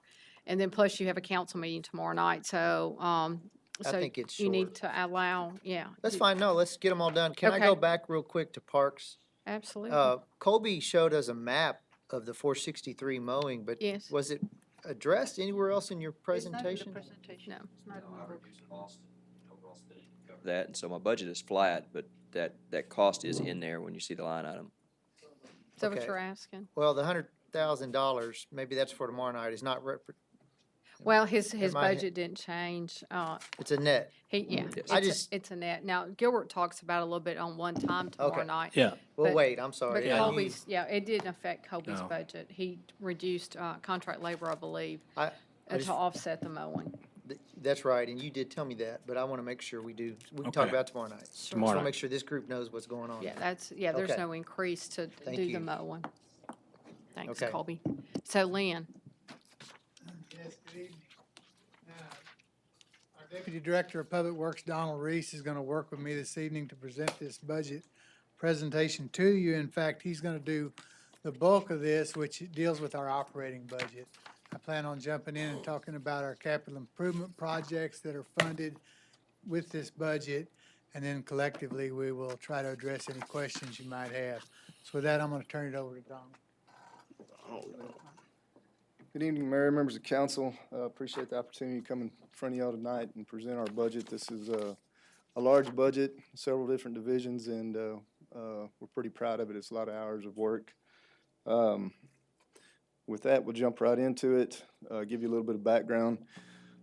Public Works staff responds to about 12,000 work orders every year. The bulk of those are in utilities, and they have anything to deal with everything from street failures to pothole repairs, water and sewer line repairs, installation of fire hydrants, traffic signal repairs, just a myriad of all those items that are there on that slide in front of you.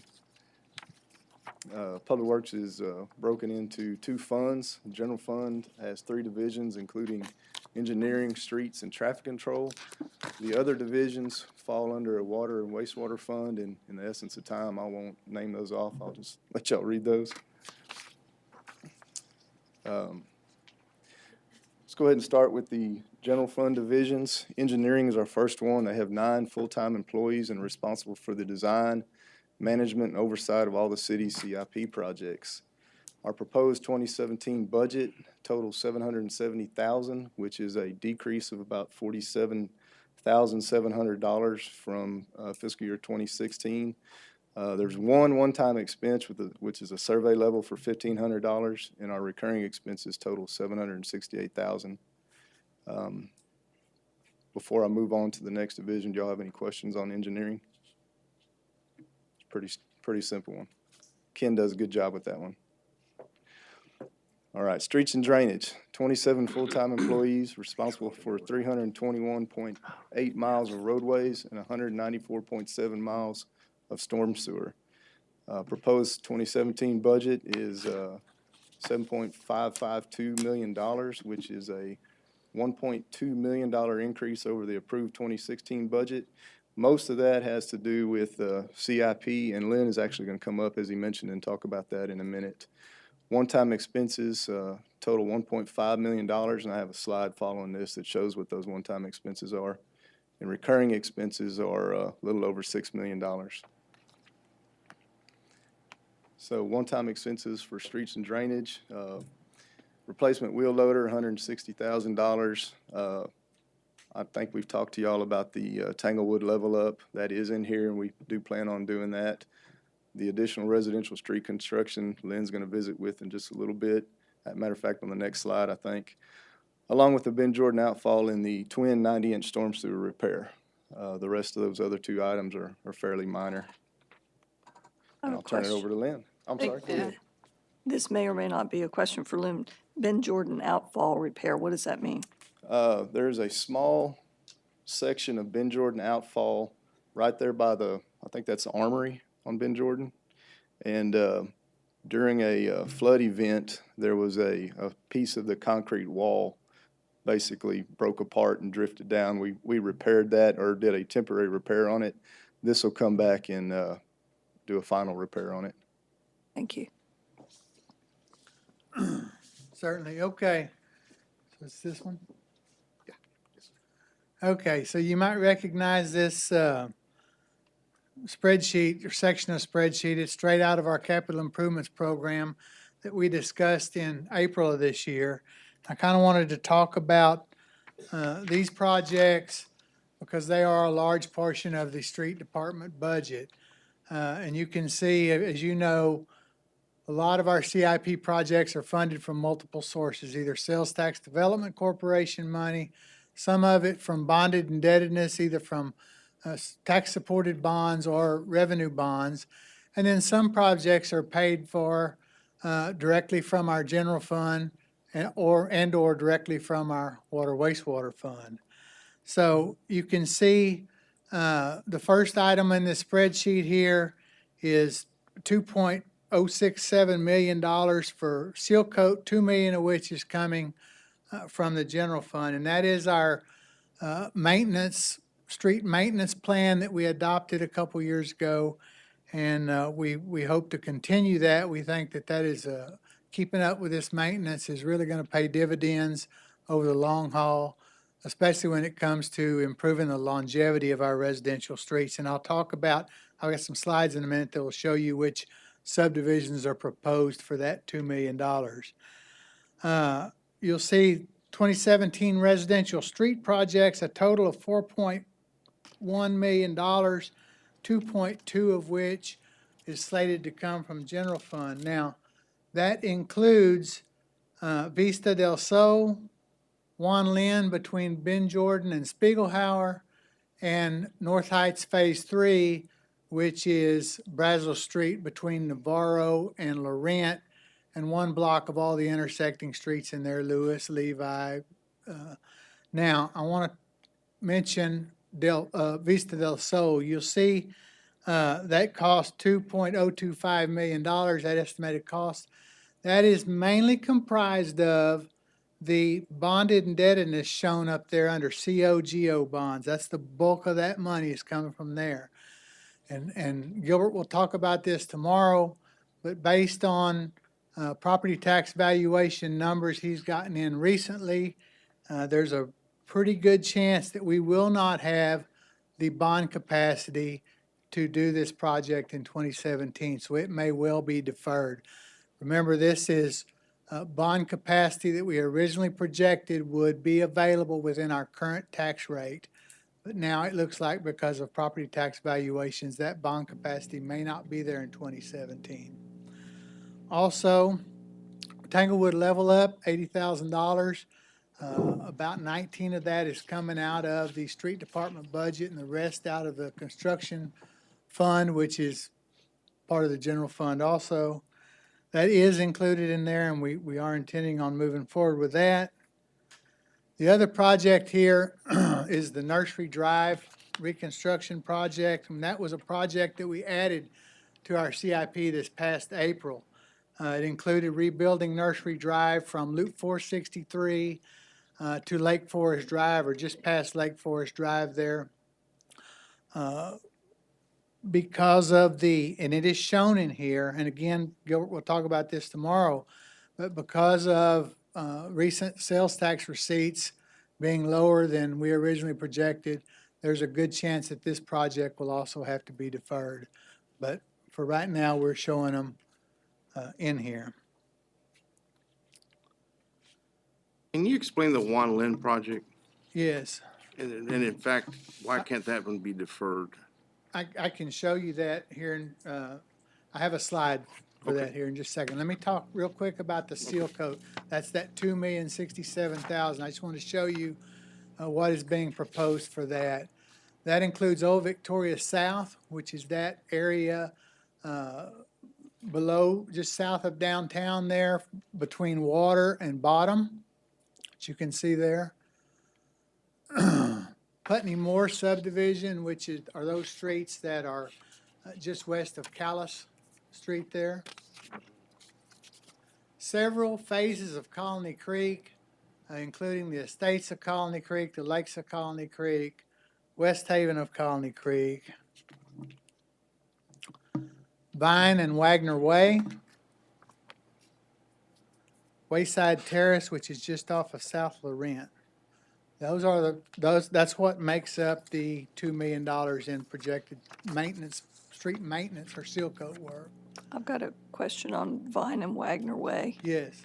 Is seal coat gonna last? Is it gonna? Well, there, of course, those areas right there where the big trucks come out and turning motions, those are gonna continue to be a problem unless we could reconstruct that with concrete or something. The streets are not made for that sort of heavy traffic. But for right now, what we're proposing is to do some point repairs there prior to the seal coat work, and then sealing the entire roadway and trying to buy some additional longevity for that road. Thank you. Is it gonna be the same that we're experiencing those problems with at the other subdivision?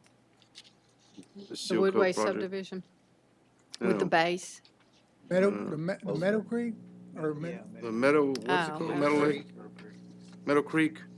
It's not gonna be the same type of seal coat application? It will not, right now, trying to remember if we're doing any base work in there. Ken, are we doing any stabilization of base on this? Vine and Wagner? Okay, so it will be similar to that, What will be? the work on Vine and Wagner Way. How about the other projects? It will depend on testing that we will have to do before we do each project, design it, we will do core check your- samples and take samples of that base and see exactly what's needed.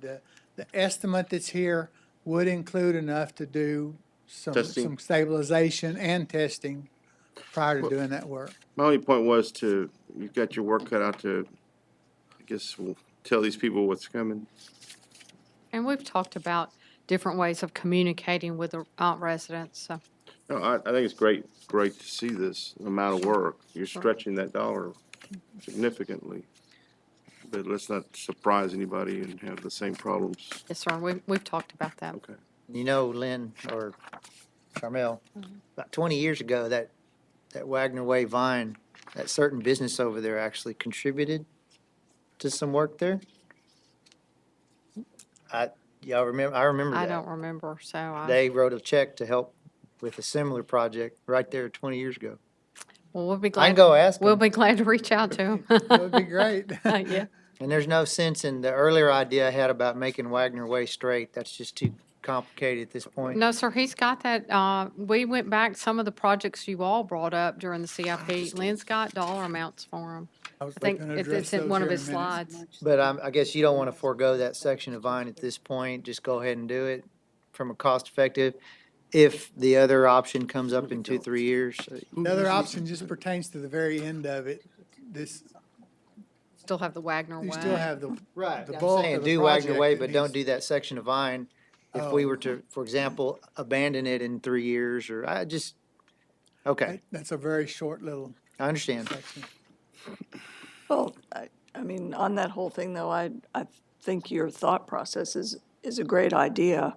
And it would be terrific if we could make it come to pass. And additionally, you know, with that section of Vine, or not Vine, but Wagner Way, that continues, I mean, just seal coating it, I'm afraid isn't going to do any good in the long run. And I just hate to do maintenance on something that we know isn't going to be sufficient.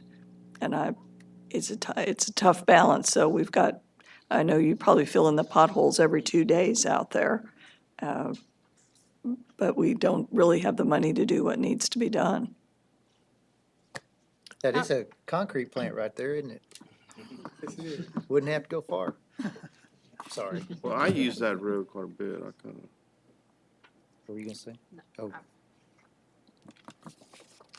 Okay, street reconstruction, of course, here's the Vista del Sol subdivision that I talked about earlier that we may end up having to defer.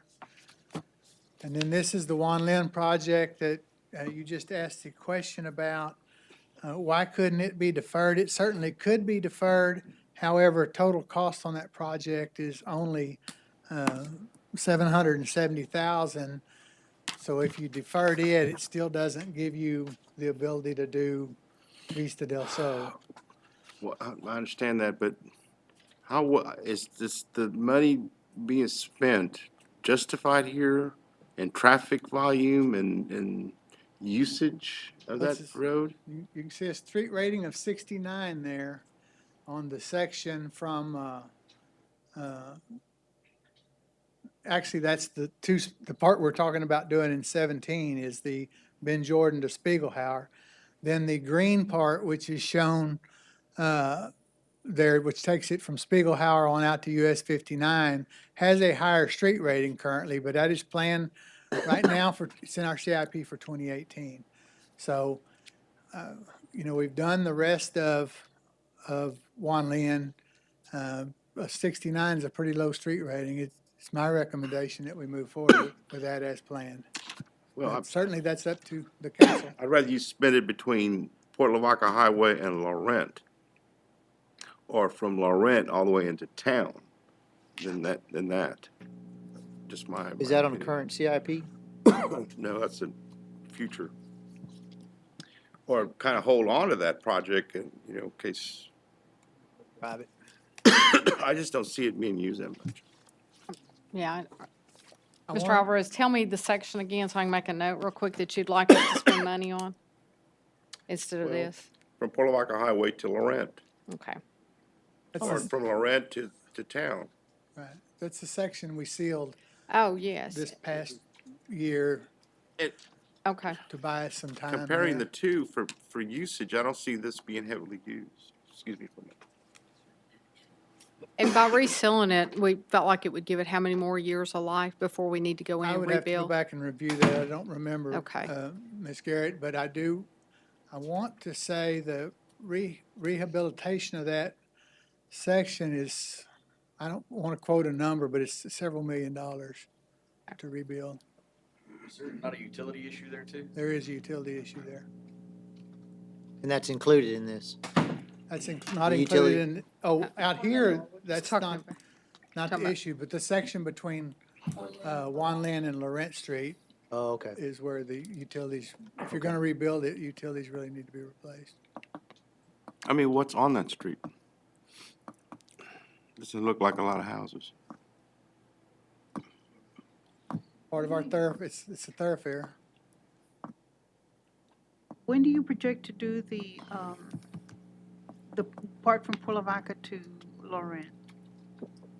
Once you know, to do the drainage and everything? I know that we just, Without going back, I need to go back and review our CIP and see where that is. Okay. I don't remember. And we can answer that tomorrow night. We But we can can get that answer it tomorrow night for you. that's tomorrow. fine, that's fine. No, it's. It's gonna cost a lot more, though. Oh, yeah. Oh, Yeah, yeah, The a seven- lot more than 700. I'm just saying, if you're looking for places to put the brakes on, this might be one project.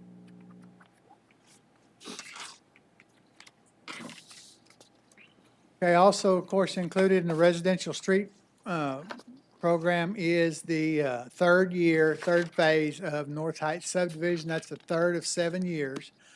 And this is Brazos Street between Navarro and Laurent. Tanglewood Level Up is in there. Nursery Drive shown here, that's more than likely will need to be deferred. And here's the projects that were brought up at our last CIP discussion. We didn't have prices at the time. We've gone back and done estimates on those now. They are not currently included in our projections, but I wanted to show you here the pricing associated with some of that. The Wagner Way realignment we're estimate that right at $400,000. We talked about rebuilding the alley and Benchmark. That's that concrete section that runs behind the homes off of Masters and all the way down to the end there. That's an estimated $627,000. We talked about the possibility of maybe widening Glasgow from Simpson out to the city limits. If we make that a 4-lane concrete section like the part from from 77 or Navarro to Simpson, with utilities, we would expect that to cost $11.15 million. And then the other thing that was brought up was maybe the possibility of applying some level up to the College Park subdivision. After writing that and looking at it with both the city engineer and the street superintendent, I don't believe adding level up to that subdivision is going to enhance that a whole lot, because it's quite different from, the failures we see there are quite different from the failures we're seeing in Tanglewood. In Tanglewood, you've got a lot of undulations in the street, and so we want to apply some hot mix there to try to level that up until we can get the money through our revenue debt bond capacity to replace those utilities, and that's scheduled right now for 2021. And then we would come in after that with the street work. College Park has some failures and some street failures, and we need to address some of those with our own staff right now. But then beyond that, it really doesn't have, I don't think the level up's going to do a lot. And it is scheduled for, right now in our residential street plan for reconstruction in 2022. Mr. Short, while you're talking about things that are not included, and I apologize if you've already answered this one, but we talked a little bit about Crestwood. Is that a utility problem as well, or is that just the street? Crestwood is both, and we have that currently in our CIP. In our current 5-year window, we will complete Crestwood, complete Red River, and almost complete North Street. There'll be one section of North Street left if we're able to stay with what is currently planned in our 5-year CIP.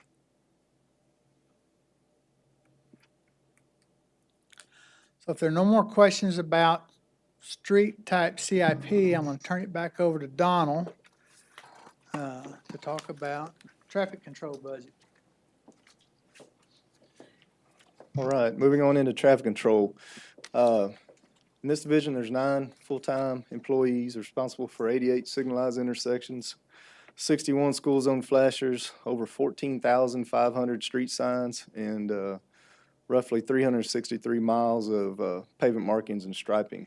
Proposed budget for 2017 is $2.36 million, which is about $140,000 less than the approved budget from this current year.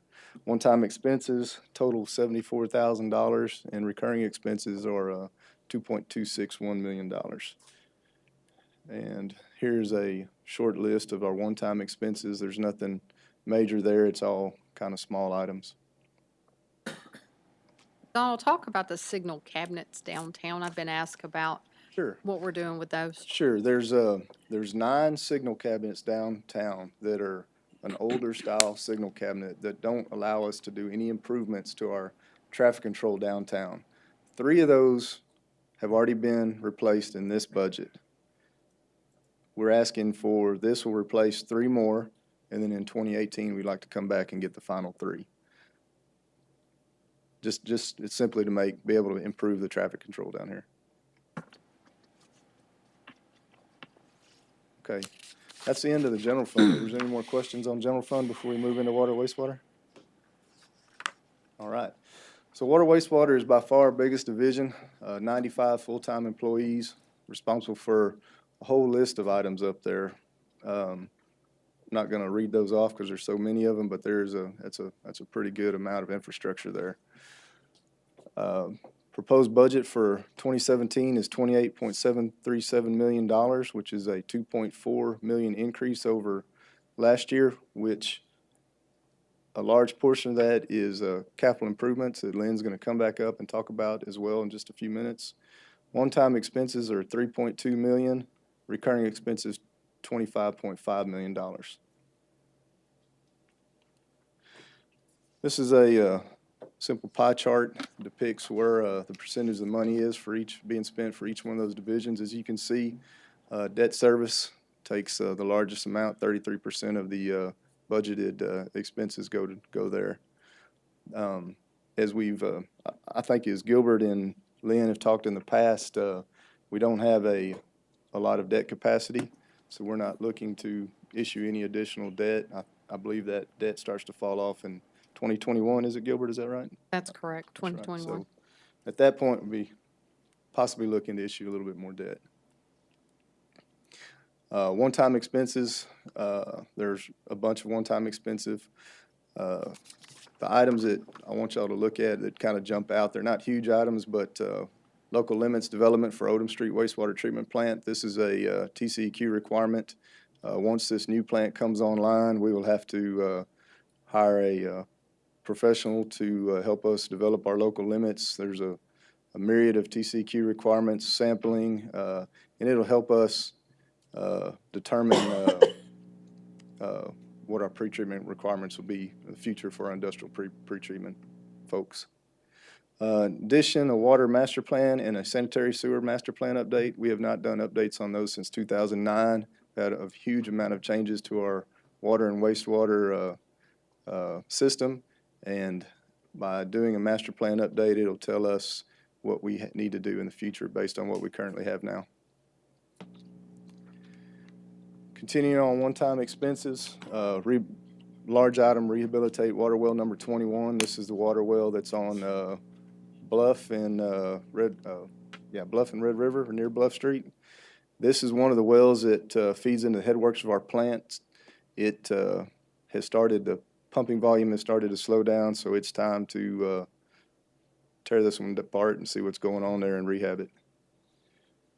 In addition, let's see, replacement Plata regional plant SCADA improvement projects. That's another CIP that y'all have heard about in the past, and Lynn's gonna get up here in just a second and talk about that one. And then the last line item, various wastewater treatment plant machinery and equipment, $1.5 million.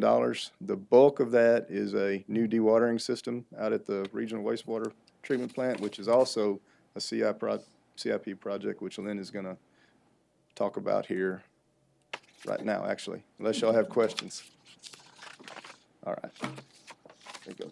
Okay, so just like, street replacement is a big part of the capital associated with street department budget, water and sewer line replacement is a big part of the capital investment, reinvestment that we make in our water and wastewater system every year, and we pay for some of it using money directly from our water wastewater fund. So for 2017, we're proposing Phase 4, the fourth year of 7 of the North Heights, a continuation of the North Heights subdivision work. This would replace the water and sewer lines in Colorado Street between Navarro and Laurent, as well as one block of all the intersecting streets, estimated at $1.2 million. Additionally, we have $500,000 in emergency pipe replacement included in this budget. As y'all know, typically throughout the year, we'll have some emergency sanitary sewer failures that will occur. And so this is the money we use when we have to address those as they occur. And of course, if they don't occur, then it doesn't get spent and it rolls back into the fund balance to be reappropriated the following year. But we typically have some sanitary sewer improvement failures that we have to address during the year. This is a rollover amount you're estimating. Well, this is an amount that we don't have tagged to actually any specific project. We have 500,000 in there. If we didn't use it, we would roll it over. However, in the past, most of the time, we've had failures that have occurred that we've ended up having to use it. Okay, I'll just. Right, right. Stay with that same dollar amount every I year. recognize that, but I mean, this number here come from the rollover? Not For- necessarily, no, sir. Contingency. It's, no, sir, because they're gonna Or spend just the money this standard year. budget number? Yeah, that's the standard budget money, I don't know if you hear me, but yeah. this is not the rollover. What's rollovers, you're gonna see pretty soon, the SCADA project, 750,000, and that $1.5 million for the dewaters, that came from the rollover side. Okay, This is just regular, this is just a We, budget. we budget the same, a dollar amount every year for pipe replacements. Gotcha. Right, and so here's the projects that Gilbert was just talking about. SCADA, 750,000, and you've seen this as we went through CIP, but most of our, and what SCADA is supervisory control and data acquisition. It's basically monitoring and remote control of all our water and wastewater facilities using a computer-based control system. Right now, all of our groundwater wells, all of our surface water plant, all of our water towers and pumping stations, as well as our wastewater lift stations, are all on one similar platform because we designed those and built those as we've gone along. The Odom Street plant that we're fixing to bring online is built on that same, its wastewater SCADA system is built on that same platform. What's not on there is the regional plant. And if you'll remember, the regional plant was originally owned and operated by the Guadalupe Blanco River Authority. After the 98 flood, they installed a SCADA system out there that uses a different platform, and it has very, very little control. It is mainly monitoring. So you monitor, and then you go and physically have to make a change. What we want to do is bring that plant up to our other standards, install quite a bit of more control features to it, and put it all on the same platform so that from any of our locations, we can see, monitor, and control any of the equipment at any of our locations. Estimated cost of that $750,000, and it is in, right now in this budget proposal. The other project that's in there is $2.2 million for replacing the dewatering system at the regional plant. Right now, sludge dewatering is done there using two belt filter presses. One 1990s vintage filter press, the other a 1970s vintage filter press. Really, basically, we just used the 90 model. It's getting to the point where it needs to be replaced at some point, but the 70s model really needs to be replaced. So what we want to do is replace the 70s model, keep the 90s model as a backup to this new, and this new press will be a 3-belt press, much more efficient. Not only will it process the sludge from the regional plant, but it will process all the sludge from the Odom Street plant, which will be piped to the regional plant. And that's, if you have questions about CIP, I'll address them. Otherwise, I'm gonna turn it back over to Donald. Wrap it up. All right, we're in the home stretch. So for fiscal year 2017, at our current rates, we're predicting revenues of $25.95 million. We're not recommending any rate increases. We're going to follow Darrell on this one and just not recommend any rate increases this year. Estimated beginning fund balance, $10.849 million. Again, the projected revenues of $25.95. Our budget proposal, the total budget proposal of $28.737 should leave us an estimated ending fund balance of about $0.8 million. Recurring revenues, $25.95 million. Recurring expenses, $25.498, leaves us with recurring revenues of $451,000 higher than our recurring expenses. And this is one of our budget criteria that we try to meet every year. So minimum fund balance, this is another budget development criteria. We always want our minimum fund balance to be greater than 3 months of M&O plus 3 months of debt service. So projected for fiscal year 2017, our projected ending fund balance again is the $8.061 million. 3 months of M&O plus 3 months of debt service equals $7.184 million. So we are meeting that budget criteria.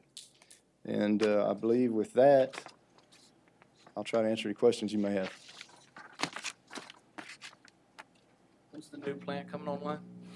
We are thinking now mid-August. We were hoping originally for mid-July, but with the rain delays and plus all the groundwater that was encountered during the construction of the lift station down at Bottom and Southwest Bend Jordan, the project's been delayed.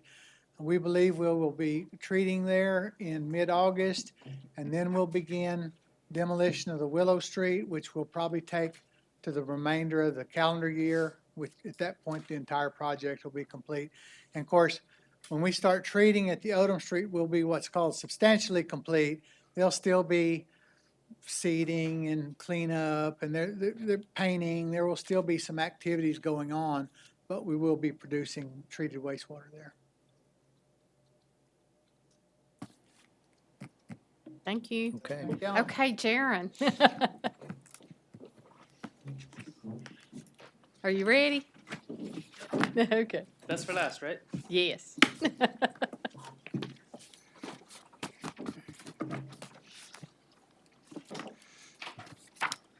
Okay. So, as I was saying earlier, we've been sending our development specialists out there to talk to the contractors, make new accounts for them, and as they're starting to come in, we've been making new accounts for them there as well. So this is kind of the home screen of what you'll see whenever you log into the portal. I'll skip the logins for now and how to create a new account because we're doing that with contractors as we go. So this is your home screen. You can see all the permits I've created to test the system. And as we create new accounts, we link them to our current InterGov contacts. So if they haven't changed their name, they should be able to log in and see old permits as well from before the system. So this is a repair I made on my home before we launched CAP. If you click on the permits, this is one I set up beforehand. This is straight how you would come into it after it loads. And initially, you'll create the permit and pay for the permit. And then it'll go to the development specialist so we can review it, make sure that it's ready to actually issue, make sure it has all the info, the valuations we need. We're focusing heavily on making sure that our response time is very quick on that. All three of them will be looking for these notifications that a new permit's come in. And whenever we see one, we'll immediately get started processing it, hopefully have a probably hour or two turnaround to get it processed and permitted. And Sharon, just to stop, when you say all three, you're talking about your development services? Yes, ma'am. Staff that's there? As well as myself and Rick when we're in the office. And they're in the office, 8 to 5, so it's not like people out in the field? Yes, ma'am. So here's what that screen will look like whenever one is waiting to be approved. It'll say internet submission as the status. Down here, you can see the fees that still need to be paid. I actually think I deleted them off this one.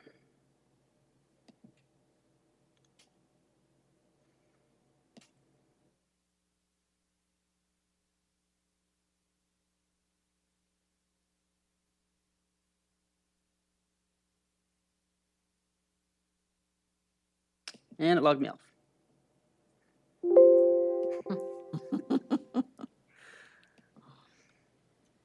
So are y'all going back to billing, or how do you pay online for your permit? Yes, sir. Pay online. Pay online? Mm-hmm. There's a processing fee for using a credit card? No, sir. Not for our department. So down here, you can see the invoices that are still due. It'll also show paid invoices. So on this one here, it should have the fees available.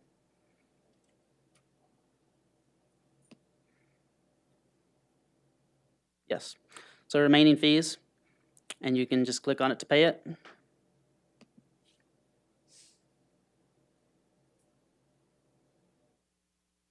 And it'll launch the third-party process we use to do that. I believe it's through Persolvent.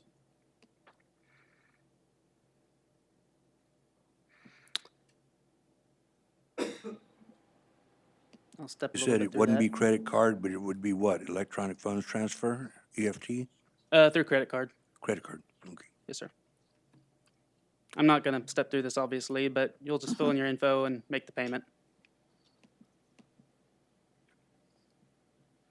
So who developed this interface right here, this screen we're on? This was developed through Intergov. The vendor? Yes. And creating a new permit, it's as simple as going up here to create.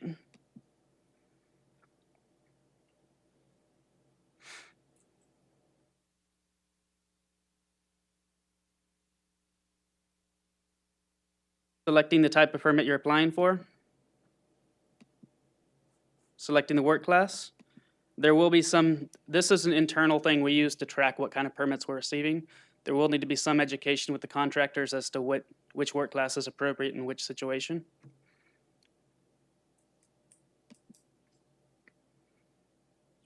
Does everything fit, or is there a need for other in the work class? Pretty much everything is covered. There's a few extraneous circumstances, but most of those wouldn't be applied for online. It's something they would need to talk to us about anyways. So you set up the description. I'll just write test. Evaluation, which dictates the fee.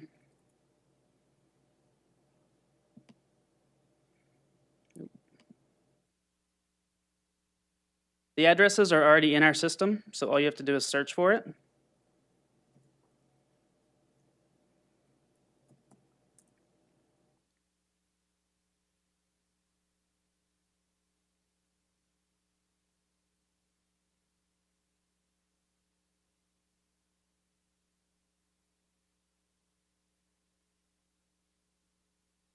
Not the best example because that one has a lot of suite numbers and such.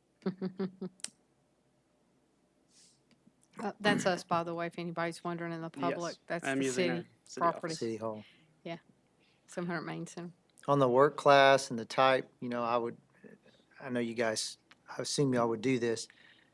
Use some link over there to the left, question mark or something, so that with, pop up another window with an example and definition of each work class and. That's not actually changeable with the third-party vendor, but we are going to create documentation that'll be available on the homepage of this, and it'll kind of dictate what each one is for. Online documentation, I hope. Okay, Yes, sir. okay. So you can't make any changes to this screen without incurring a cost? You've got to ask them to do it? Correct. Okay. I believe I can also, on some pages, there's an announcement section that I believe can be changed. It Well, I doesn't see the appear to be on notes this and the one. hints on the right too. Maybe you can, I'll discuss it with them. yeah. It'll automatically add you as a contact, but we had a contractor today who wanted someone else to be able to make a payment on it. So if you add them as a contact as well, they should be able to make payments on it as well. So a plumber could pull his own permit, and then their staff back at the office could pay for it. There is the option to attach attachments. So if there's a floor plan that needs to be attached, and eventually we're looking at doing residential building permits, so they could attach the plan and we could review it in-house without them having to email it or bring it in. But from there, it's just submit, and it'll go to our staff and notify us that it's ready to review.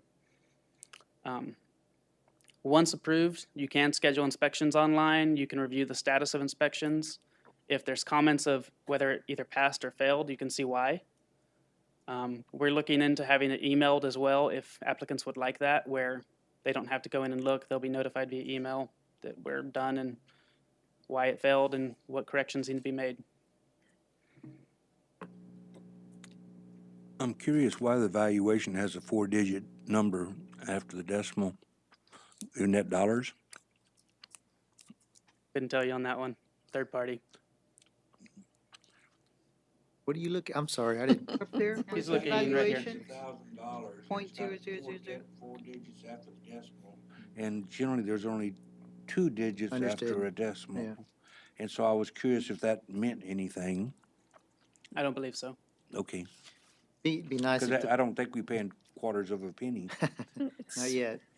The parcel number was linkable to our GIS or somehow, maybe is. someday. It is? It is. You can click it and show on the map? I don't know if this will work on our network. There have been some issues. Yeah, appears it does. Oh, nice. Very nice. Now, is this accessible to the public, or this is an internal for contractors type of a tool? It'll be accessible to the public. We haven't released it on our website yet because we're still kind of in the testing phase. We started releasing it to select contractors. But eventually it will be on our main page and anyone can come in and apply for a permit. But what about if you just wanted to search, so you saw a building out there and Sure. I wonder if you're not a registered user, could someone from the public just go and say, who's building that building, or?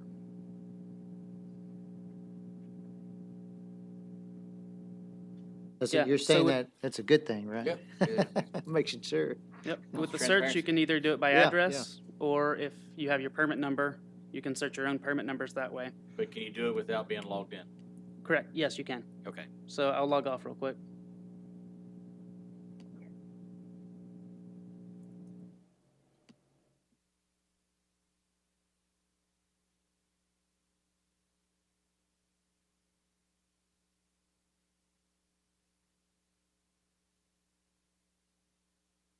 Now, I didn't attach any kind of date range on this, but, so these are all the permits on Rattan at the moment. Okay.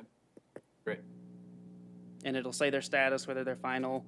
A lot of these voids are me testing things. Find somebody flying under the radar. I believe that's all I have to show. Do you have any questions? No, I look forward to using it. I look forward to having you on it. Cool. All right. Thank you, Jaron. Thank you. Thank you. Just left. That's it? Okay. And so Yes. tomorrow night, of course, our normal council meeting, and Yes. then human resources and Finance, that's correct. Very good. Do you want us to Alright. keep these, Oh. these new ones for tomorrow? No, those won't change, and then we'll add, finance I and didn't know if you HR. wanted the books or- Oh, no, keep, Okay, the books okay. are yours. Very good. Hold on to them through the whole budget process. Anything else from council? If not, we're adjourned. Thank you very much. Thanks.